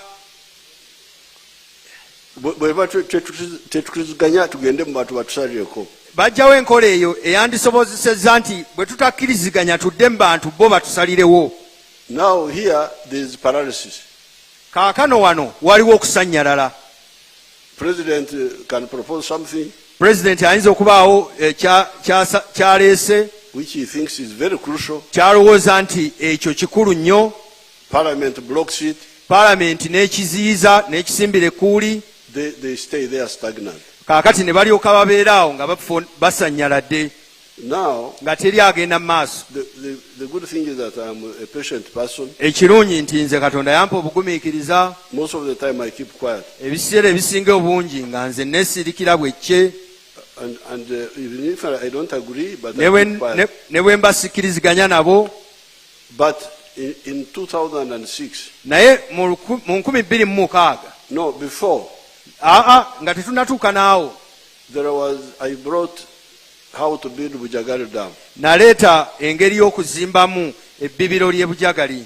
Parliament blocked it. Paalamenti n'ekisimbira ekkuuli. That time we were busy with the wars in Sudan, with Ebiseera ebyo twali ebiseera tubimalira ku ntalo zino z'e Sudaani, zino z'e Congo, zino z'awali. And I could see that if we have a crisis, Kaakati ne nkiraba nga bwe tunaaba n'akatyabaga, we shall have a lot of problems. tujja kufuna obuzibu bungiko. So I kept quiet. Nze ne neesirikira bwekke. But very soon the results came. Naye mbagirawo awo ebyavaamu ne birabika. By 2005 we had load shedding, shortage of electricity. 2005 nga tutandise okufuna amasannyalaze ga kupima bupimi ga kiro. So after we had elections during that time with power, with the load shedding, with the darkness. Nga tulina okupima amasannyalaze n'enzikiza kw'okulonda kwaliwo. But because people really like NRM, we won all the same. Newankubadde nga byali bwe biti abantu baagala NRM era twawangula. Now when we came, I called the cabinet first. Bwe twajja ne mpita baminisita okusooka. And the parliament. Ne mpita ne parliament. I said, please. Ne mbaga nti bannange, we must put more money on the roads. Tuteeke ensimbi ezisinga obungi ku nguudo, twongereko ensimbi ku nguudo. And the electricity. N'amasannyalaze.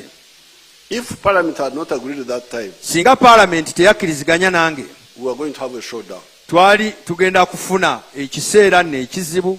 So that we resolve this business of Abanyangwere call it okusyamirana. Ekyo tukimali. Okusyamirana is when bulls want to fight. This one, wezibazagala kulwana zisonga nezeepimamu awo. I don't know what okusyamirana. They don't fight, but they stand off. Ekyo twali tugenda kusooka tufune ekiseera tusalewo ani awulizibwa. Precisely.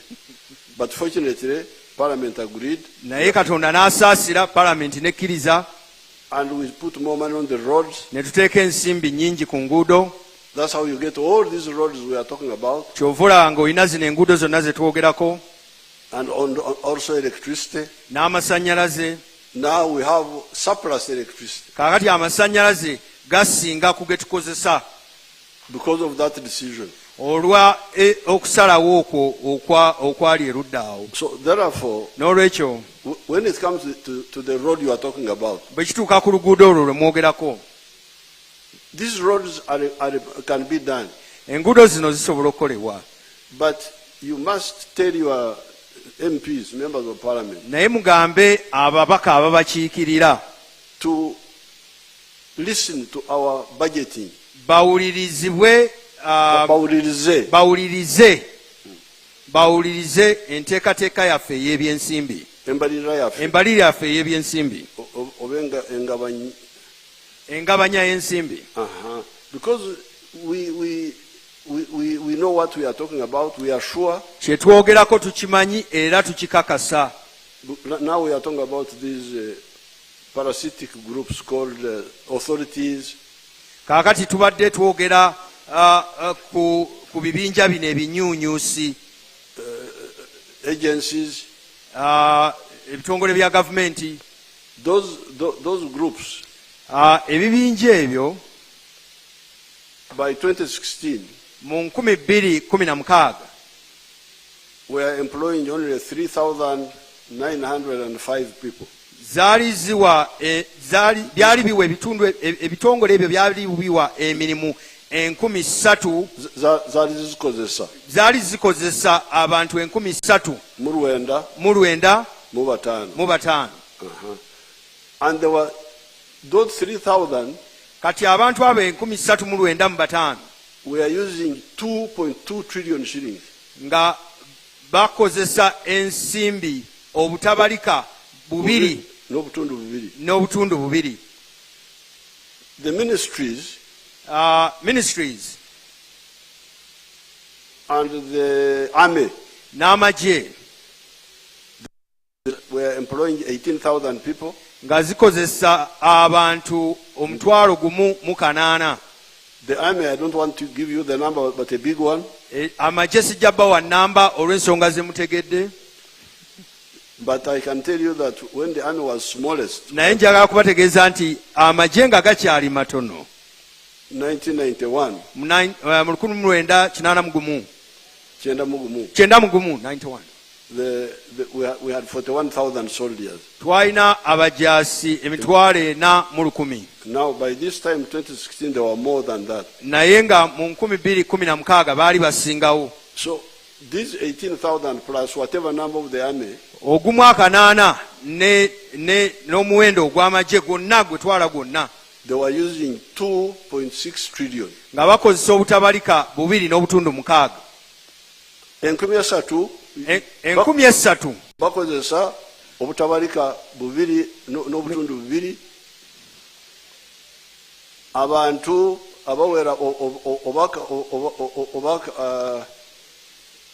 akasirivu 41,400 100 ekasirivu, maybe 100,000. abantu nga akasirivu kamu We are using 2.6 trillion. nga bo bakozesa obutabalika 2.6. Enkumi esatu, we are almost using more money. abantu 3,000 nga kumpi benkana oba n'okusinga akasirivu k'abantu sente ze bakozesa. Now, kaakano the third category of public servants, ekitundu ekyokusatu eky'abakozi ba gavumenti, we are being paid under the local government. nga bo basasulwa gavumenti ez'ebitundu. Those are the teachers, government teachers, abasomesa ba gavumenti, health workers, abakozi b'ebyobulamu the mu malwaliro, local government administrators. abakozi ba gavumenti bano abatandikirwako abawansi. Those that time were 192,000. nga bali akasirivu kamu n'emitwalo 9,200. Almost obusirivu bubiri. kumpi busirivu bubiri. Those were using abo nga bakozesa 3.5 trillion. nga bakozesa obutabalika 3 n'obutundu 5. So imagine 3,000 people teebereza abantu 3,000 bwe ziti using almost the same amount of money as obusirivu bw'abantu. nga bakozesa sente ze zimu kumpi za busirivu bw'abantu. So this is what we have been saying, please. Ekyo kye tubadde tugaa nti Let's solve this problem. baganda bange katusooke tugonjoole ensonga eno, So that the money does the road you are talking about. ensimbi ezo zisobole okukomawo zikole oluguudo olwogerwako. But now, empaka. naye kati empaka nnyingi. So therefore, this must stop. Kino kirina okukoma. If you want your country to develop, bw'obanga oyagala ensi yo okulaakulana, the people you elect must work with the head of government. Muyina okulonda abantu abatalina mpaka nga baiteefuteefu okukola n'akulembera gavumenti. You cannot have this situation, permanent paralysis. Tetusobola kuba na kusannyalala kuno okwenkomeredde okwa buli kiseera entakera. There is another problem, of course, which we are also handling. Waliwo obuzibu obulala nabwo butandise okwaŋŋanga. This is the problem of URA. Bwe buzibu bw'ekitongole ekisoolooza omusolo. That one is part of the authorities, actually. Ekyo nakyo kiri wali mu bitongole bye twagala okunnyulula. They were paid a lot of money. Basasulwa ensimbi nnyingi. The theory is that if you bribe them with a lot of money, they will work better. Endowooza eri nti bw'obagulira n'ensimbi eziwerako mbw'olwo nga bakola nnyo. No, but they don't. Naye ate era tebakola. The more money we pay them, the more corrupt they become. Buli lw'obasasula ensimbi ennyingi ng'ate n'enguzi bafuna nnyingi. So that war we are also fighting. Olwo olutalo nalwo tutandise okululwana. So therefore, n'olwekyo LC1 chairman has made all my speech. Chairman we LC1 yayogedde obubaka bwange. Because he has brought out the importance of homestead incomes. Kubanga aleese okufuna ensimbi okumaka. And also the problem of misbudgeting. Naye n'aleeta n'ensonga ya obutategeka bulungi mbalirira. And you end up with the more important things being because the roads, it's not only this one here. Enguudo si luno lwokka oluli wano. There is the road from Ruwero. Waliwo oluguudo oluva Luweero to Kiwoko, olugenda e Kiwoko, to Butarangwa. Baganda call it Butarangu, but Abaganda babiyita Butarangu naye nga erinnya ettuufu ssebo lituwe. Butarangwa, okutaranga. Lyeryo. Then Ngoma, Bulyamusenyi, Masindi. That's very important. Olwo oluguudo olukulu. I can see Asimu is very happy there. Ndabye ewana alina akamwenyumwenyu olwo kati oyo awedde. That road is very important to link up. Oluguudo olwo olukulu nnyo okuyunga. Then you have a road like ate waliwo n'oluguudo olulala. Even the one of Ruwero to cross to Kayunga. N'oluguudo oluva Luweero olusalo ludde Kayunga. Through Sezibwa. Oluyita mu Sezibwa. It's a very important road. Olwo oluguudo nalwo lukulu.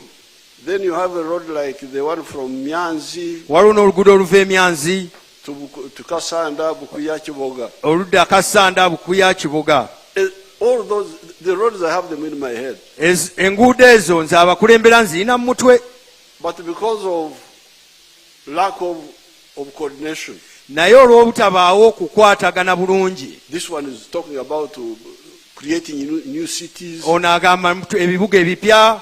Then they create new cities, there is no money to run them. Kaakati ne bamala okukola ebibuga ebipya ate ne basaba ssente ez'okubiddukanya nga teziriiwo. Why can't we do first things first? Lwaki tetusooka n'ebintu ebirina okusooka ne tusooka n'ebyo? So njagala kwebaza, I want to thank the LC1. Njagala kwebaza LC1. And I will give him the piki he was asking for right now. Piki gy'abadde asaba agifunye. Ngenda kumuwa $5,000,000. Ne $5,000,000 ez'amafuta zigiddeko. Yegulire piki. Helmet anagyegulira. Now genda weebaze naye olina ne bakuwa wookoma. Ogenda mpola mpola. Masiki yo nayo gikwata obeere nayo. Thank you. Basebo ne banyaawo President mukubire engalo. Oyo pikipiki alina mpya. Coming to the function of the Segujas, Kaakati nga tutuuse ku mukolo gw'abasegujja, I want to congratulate my daughter Nankabirwa njagala okuyozaayoza muwala wange Nankabirwa because she has been very supportive from the very beginning. kubanga abadde ampagira okuviira ddala ku ntandikwa. First of all, she forgave me Okusookera ddala yansonyiwa because I had disturbed her going to Nabisunsa. kubanga nakyankalanyaamu okugenda kwe Nabisunsa. On the 7th of February 1981, nga 7 omwezi ogwokubiri 1981, Nankabirwa was preparing to go to Nabisunsa, the one she was telling you about. Nankabirwa yali ateekateeka okugenda e Nabisunsa wali ebbanda awo. Then I attacked Kiboga police post. Nze n'ennumba Kiboga. We had not coordinated. Twali tetumaze kukwatagana. I didn't know that Nankabirwa was going to school. Nze naye simanyi nti Nankabirwa agenda mu ssomero. So she couldn't go. I don't know how she solved it. She spent some time. Yali tasobola kugenda kubanga nze abasajja nali mbasabudde kati ng'alina okunoonya ekyokukola. Cut off. Kati olwo ng'asaliddwako. But after some time she managed to go. Naye nga tumaze okutereeza ensongasonga ezo, ye n'asobola okugenda. But when she was elected, she told me. Naye bwe yamala okulondebwa n'aŋŋamba. Said, wayonoona olunaku lwange. N'aga nti wannyononera olunaku nali neeteeseteese. But when she came to the parliament, naye bwe yayingira mu parliament, the empaka started again. Bwe yayingira mu parliament, ate empaka ne zitojjera buto. The arguments. Okaayana ne kutandika ne kubaluka. Where I noticed her. When nasobola okumulaba, first of all, Rhoda Kalema had introduced her to me. Omukyala Rhoda Kalema yali amaze okumunyanjulira. Oh, this is a young girl from this area. N'aga nti omuwala ono omuto ava mu kifo kino. But of course I meet many people. Naye ng'amazima amatuufu nti nsisinkana abantu bangi. Now, when I noticed her was, again, because of lack of coordination. Era okugenda okumulaba kyava mu kubanga tewaaliwo kukwatagana bulungi. Okusobola okumwetegereza kyava mu butakwatagana bulungi. Some people, I think it was Bidandisali. Waliwo abantu abamu ndowooza yali Bidandisali oyo. Who had brought a constitutional amendment. Yali aleese ennongoosereza mu ssemateeka. That LC3 chairpersons nti abakulembeze bachairman be LC3 must be A-level graduates. Balina kubanga bamaze higher. Like members of parliament. Nga ababaka ba parliament. And ministers and president. Ne ba minister ne president. But me from the village. Naye nze ow'omu kyalo. From our people. Because nze kubanga nva mu bantu baffe bano abaawansi. To bring this issue, to scale down the issue of academic qualifications. Okussaako obuyigirize oba ebisaanyizo by'obuyigirize ebyokulondebwa. Okubizza wansi. It's very dangerous. Kya bulabe. Even now, I don't know whether, because we put the one of parliament. Ne kaakano kubanga twateeka ebisaanyizo by'obuyigirize ebya parliament. I don't know whether it was correct also. Simanyi oba nakyo kyennyini kyali kituufu. Because in Tanzania, kubanga Tanzania, you find people who are not educated there in parliament. Osanga abantu nga tebaayitako mu ssomero naye nga bagenda ne bateeseza mu tteesezo ekkulu ery'eggwanga. Because for them they speak in Swahili. Kubanga bo boogera mu Luswahili. So the problem here was English. Obuzibu obwaffe obwali bwa Luzungu. In the 1962 constitution, mu ssemateeka ya 1962 and in the 1980 elections, ne mu kulonda okwa 1980, there was that problem.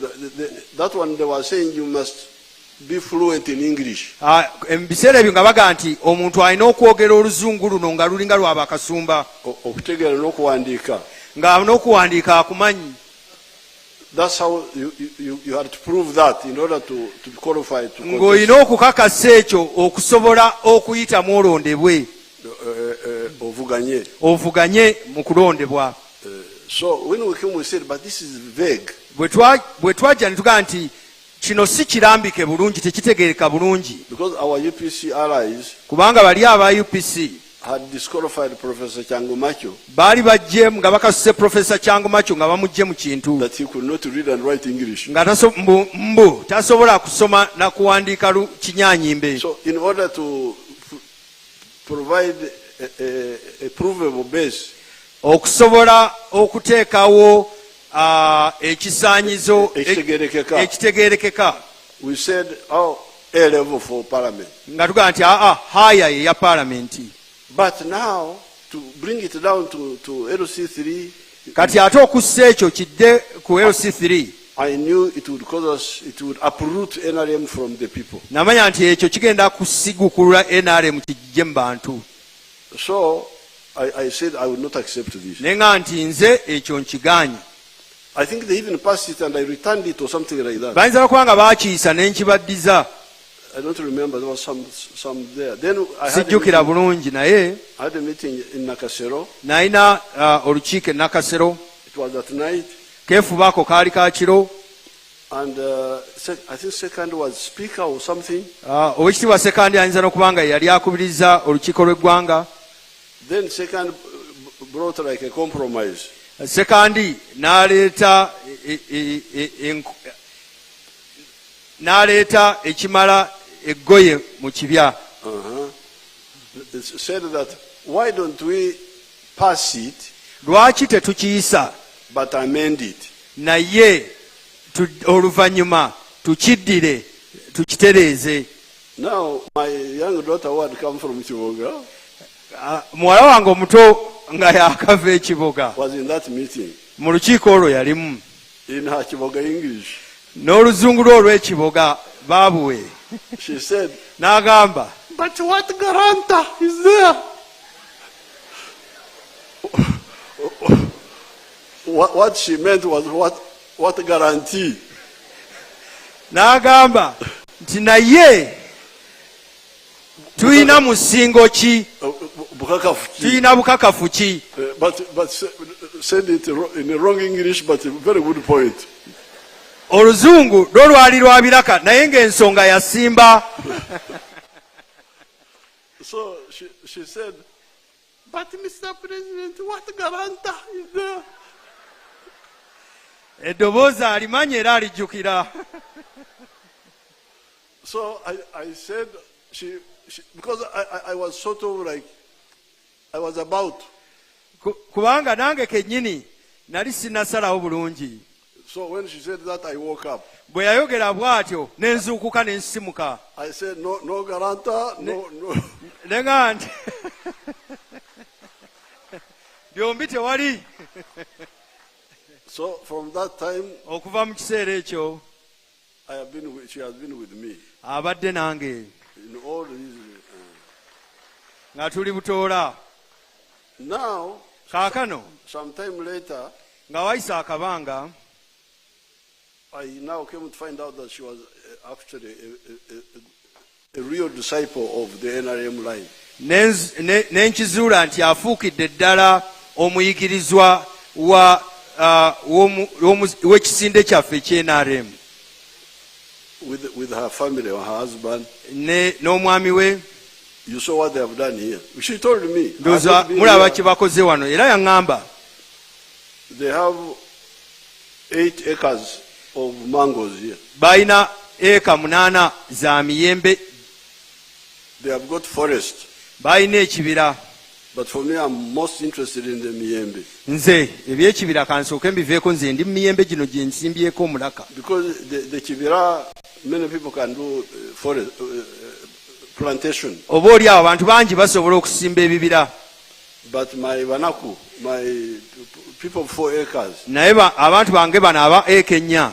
I'm always interested in the mangoes. Nze njagala emiyembe egyo. The coffee. Emwanyi. The dairy. ente ez'amata. Those 7 activities I talked about. Ebikolwa ebyo ebintu ebyokukola ebyo 7 nze byenjogerako. I have already talked about even in this meeting. Na wano wenyini mbyogeddeko. When we were taking the photo, I had wanted you to give us the kibalo. Bwe twabadde tukuba ekifaananyi wali nabadde njagala otuwa ekibalo of the mangoes per acre, because emiyembe buli eka. mwe muli bagaga mulina 8 naye nze njagala ikemu. Mwe muli babinojjo mulina 8 nze njagala kibalo kya 8 kyoba otuwa wano. Ikemu gyoba otuwa wano. Kale muwala.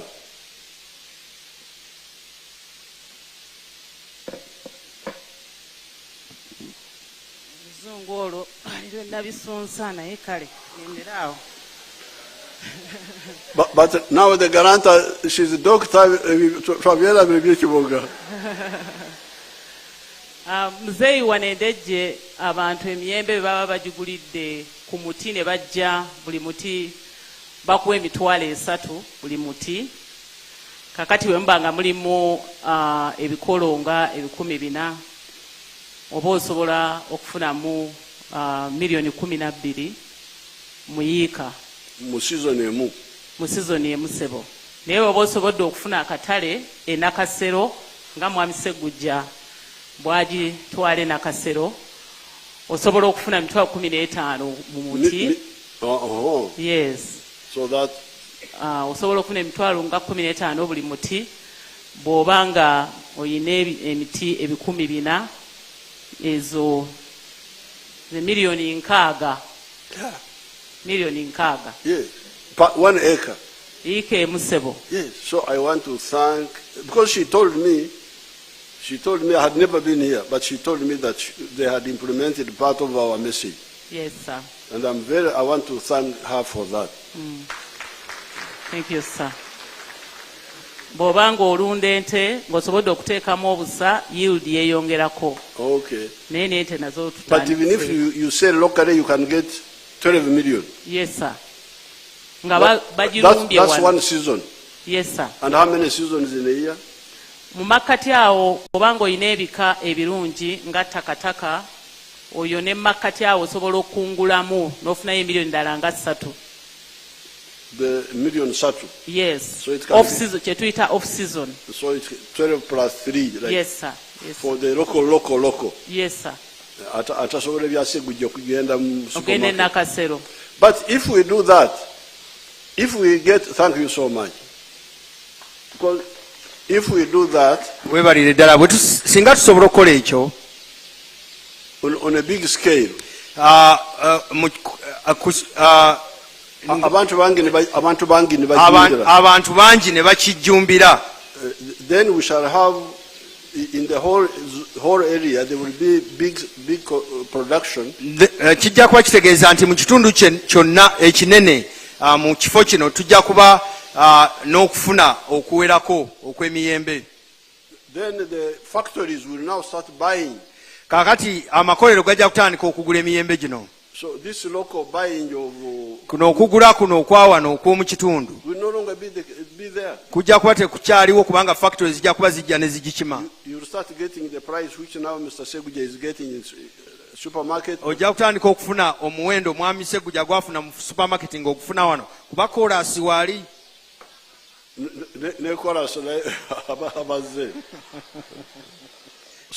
So I want to thank Honorable Nankabirwa. Njagala okwebaza Oweekitiibwa Nankabirwa. Then of course that is on the development side. Ekyo ky'ekyoludda olw'enkulaakulana. But also on the politics side. Ne ku side ey'obyobufuzi. We have been having our battles here. Tubadde tulina obumulumulu bwaffe wano. Some people wanted to bring back the politics of the 1960s. Nga waliwo abaagala okuleeta ebyobufuzi eby'omu gyenkaaga. Federal, all that business. Ebintu eby'ekikula ekyo. Which had caused the collapse in the first place. Nga byennyini bye byali bireese akatyabaga okutandikirwako. And we try to advise our people, please. Ne tugezaako okuwa abantu baffe amagezi nti tubeegayiridde. Let us separate ennono. Katusooke twawule ennono from power from politics. nga tuzaawula ku buyinza. That's why we restored the kingdoms. Kyetwava tuzaawo abafuzi ab'ensikirano. To promote the language, okusobola okutwala mu maaso ennimi, the culture, obuwangwa, but not involve themselves in the politics. naye nga tebagenze mu kisaawe ekiri eky'ebyobufuzi. Because the politics belongs to the people, kubanga ebyobufuzi by'abantu, the ordinary people. abantu ba bulijjo. So you, Mwe the time of rulers by kings, mwe abalina obufuzi obw'abakabaka ended. Ekiseera eky'obufuzi obw'abakabaka ekyo kyakoma, obwensikirano kyakoma.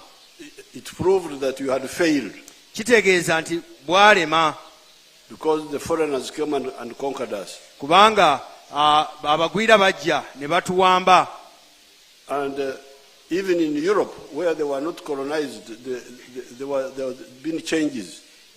Ne Bulaaya gye bataafuna bufuzi bw'abamatwale,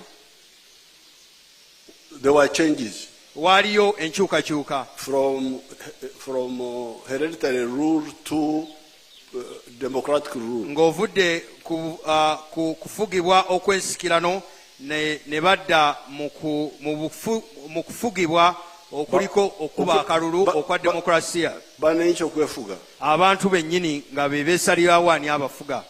So we had these arguments in the CA. Twalina okubaganya ebirowoozo kuno mu kakiiko akateekateeka ssemateeka. Democratically. Nga tukuba ebirowoozo mu ngeri erimu demokrasiya. And people like Nankabirwa and the others. Abantu nga Nankabirwa n'abalala abamu abali wano. We were supporting decentralization. Ffe nga tugamba nti obufuzi tubuzze wansi ku bantu. They govern themselves. Abantu bo beefuge. You, the cultural leaders whom we have restored, concentrate on language, concentrate on culture. Mu abafuzi ab'ensikirano ebiseera mu bimalire ku nnimi n'obuwangwa bye twakomyawo mu bungi. So therefore, n'olwekyo Nankabirwa has been part of that army that has been fighting for unity of Uganda. Nankabirwa abadde ekitundu ku ggye eryo eribadde lirwanirira obumu bwa Uganda. And the obumu bwa East Africa. N'obumu bwa East Africa. And obumu bwa Africa. N'obumu obwa Ssemazinga ya Africa. The other groups are Mawanga. Bali abalala bali ku kyamawanga. Ffe ng'Abaganda, ffe ng'Abanyankole, ffe ng'Abacholi. Bwe batyo.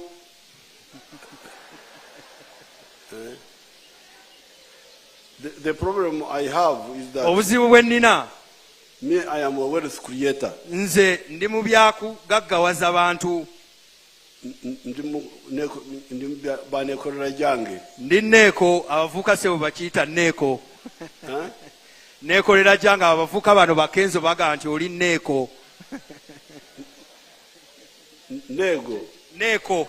Bakisalako neekolera jange ne baga nti ndi Neeko. Okay.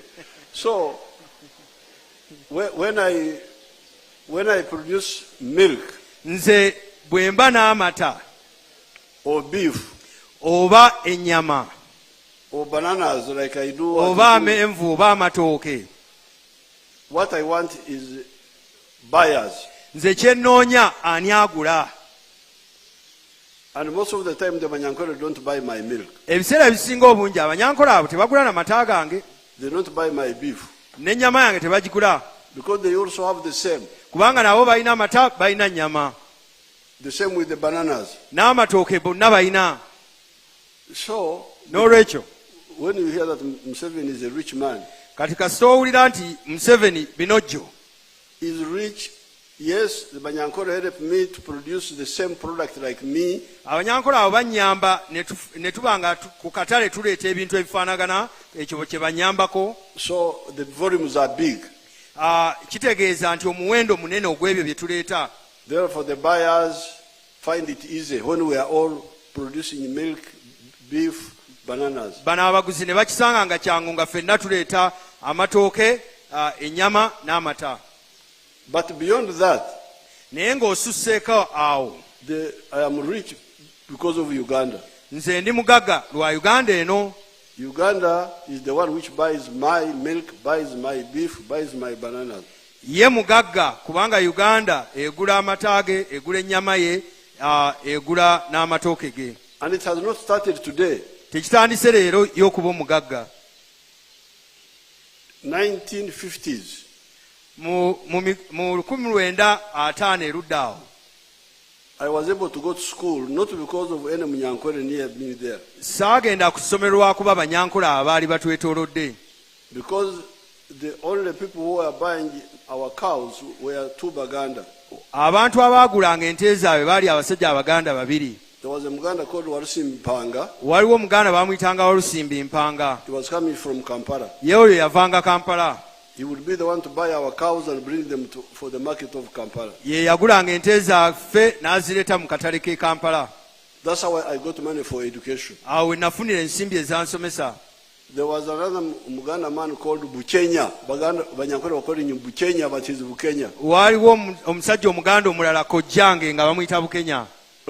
Buche. abanyankole bo bamuyita Bukenya. He was buying our cows for the market of Mbarara. nga ye agula ente zaffe ng'azitwala mu katale k'Embarara. Then there was a white man nga waliwo n'ekyerupe who came in the 1950s oyo yajja nga mu gy'ataana awo called Shea. baamuyitanga Shea. He had a home. He had built a home at Ishaka, yali azimbye amaka ge mu Bushenyi awo Ishaka. and he was buying cows now for Kirembe mines. ye ng'ente azigula n'azitwala eri mu basima ekikomo eri ekirembe. It had started. kusima ekikomo ekirembe kwali kutandise. This is how Mr. Kaguta was getting money to pay my school fees. awo omwami Kaguta kitaawe ono nga waafuna ensimbi eziwerera ono. So when you come to me, gwe bw'ojja eri nze funga banankole, ng'olina enjogera eyo nze nkugambira nti sitaani nvaako, nga nkugamba dde nyuma wange sitaani nvaako. genda awalala. genda awala we bakwetaaga. Because Uganda yesinga okungasa. kubanga Uganda yesinga otugasa. naye tuba tukyali awo. tuba tukyali awo. You know, the Africans are never in a hurry. abaddugavu bo tebabeerangako mu bwangu bukyanga Katonda abatonda. Tuba tukyali awo. bo bwe banyumya bwe bati nti tubadde tukyali awo. As if they were waiting, doing nothing. nga balinga abaga nti babadde awo nga tebalina kye bakola. We find that when we really wake up, tuba tukyali awo ne tukizuula nti singa tusobola okusisimuka mu tulo we produce more milk, ne tuleeta amata nga gawera mu bungi, more beef, ennyama nga naye eri mu bungi, more maize, ne kasooli ng'ali mu bungi, more ebikaado abasoga. n'ebikajjo by'abasoga bano nga nabyo biri mu bungi.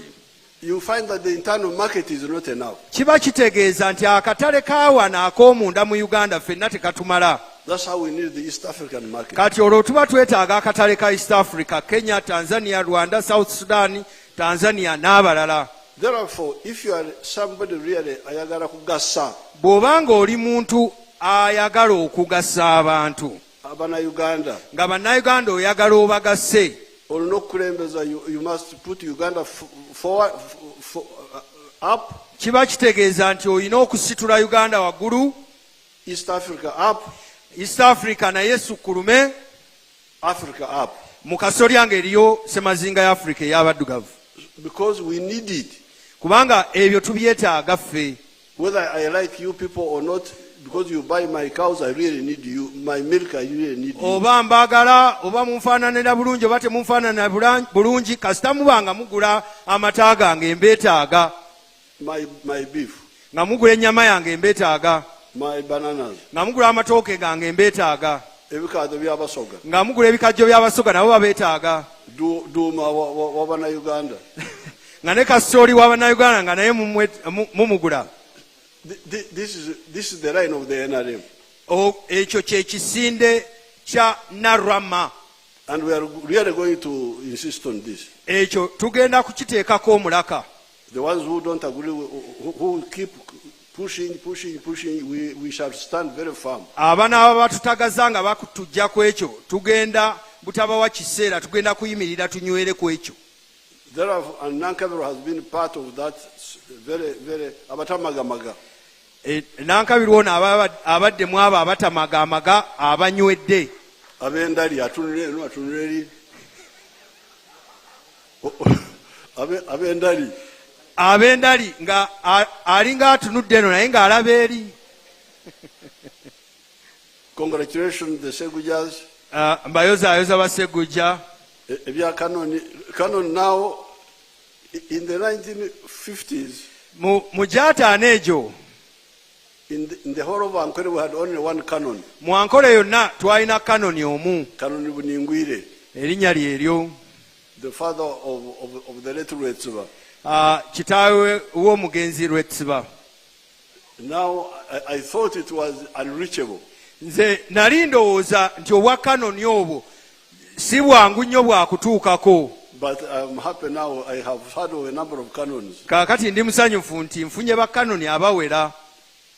I heard of my sister, the mother of Mrs. Kabonero, the mother of... Mama mwannyinaze nyina wa mukyala Kabonero naye yali kanoni. Was the canon. Now I'm hearing more. I think even Jackie is canon. Sebo oyo naye kanoni mulamba. How about Mbabazi? Anaatera.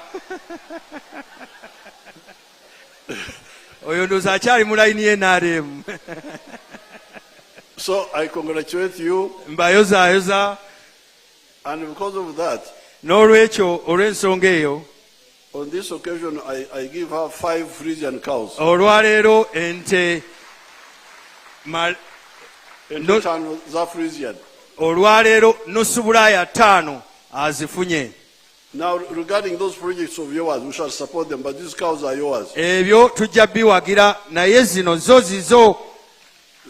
Zo n'omwami we n'abazzukulu. Ayi jijja abitegedde nti zize. Thank you so much. May God bless you. Mwebalire nnyo mwebalire ddala Mukama abawe omukisa. Basebo ne bannyabo mazzeeko. Samson. Hello. Tweyanzeege. Your Excellency. Tugenda kufuna ennyimba z'eggwanga ate tube nga tumaliriza.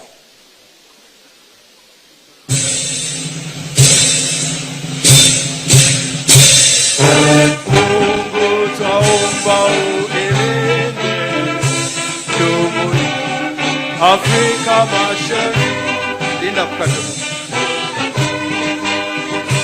kwa amani tutimize na malengo yetu, jumuiya yetu sote tuilinde, tuwajibike, tuimarike, umoja wetu ni nguzo yetu, idumu jumuiya yetu.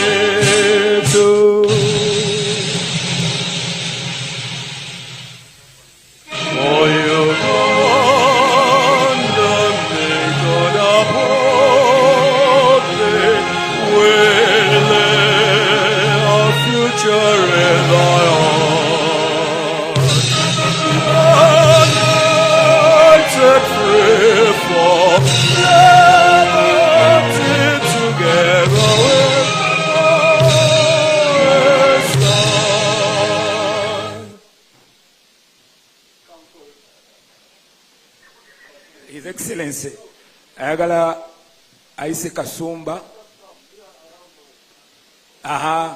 yasabye ekifaananyi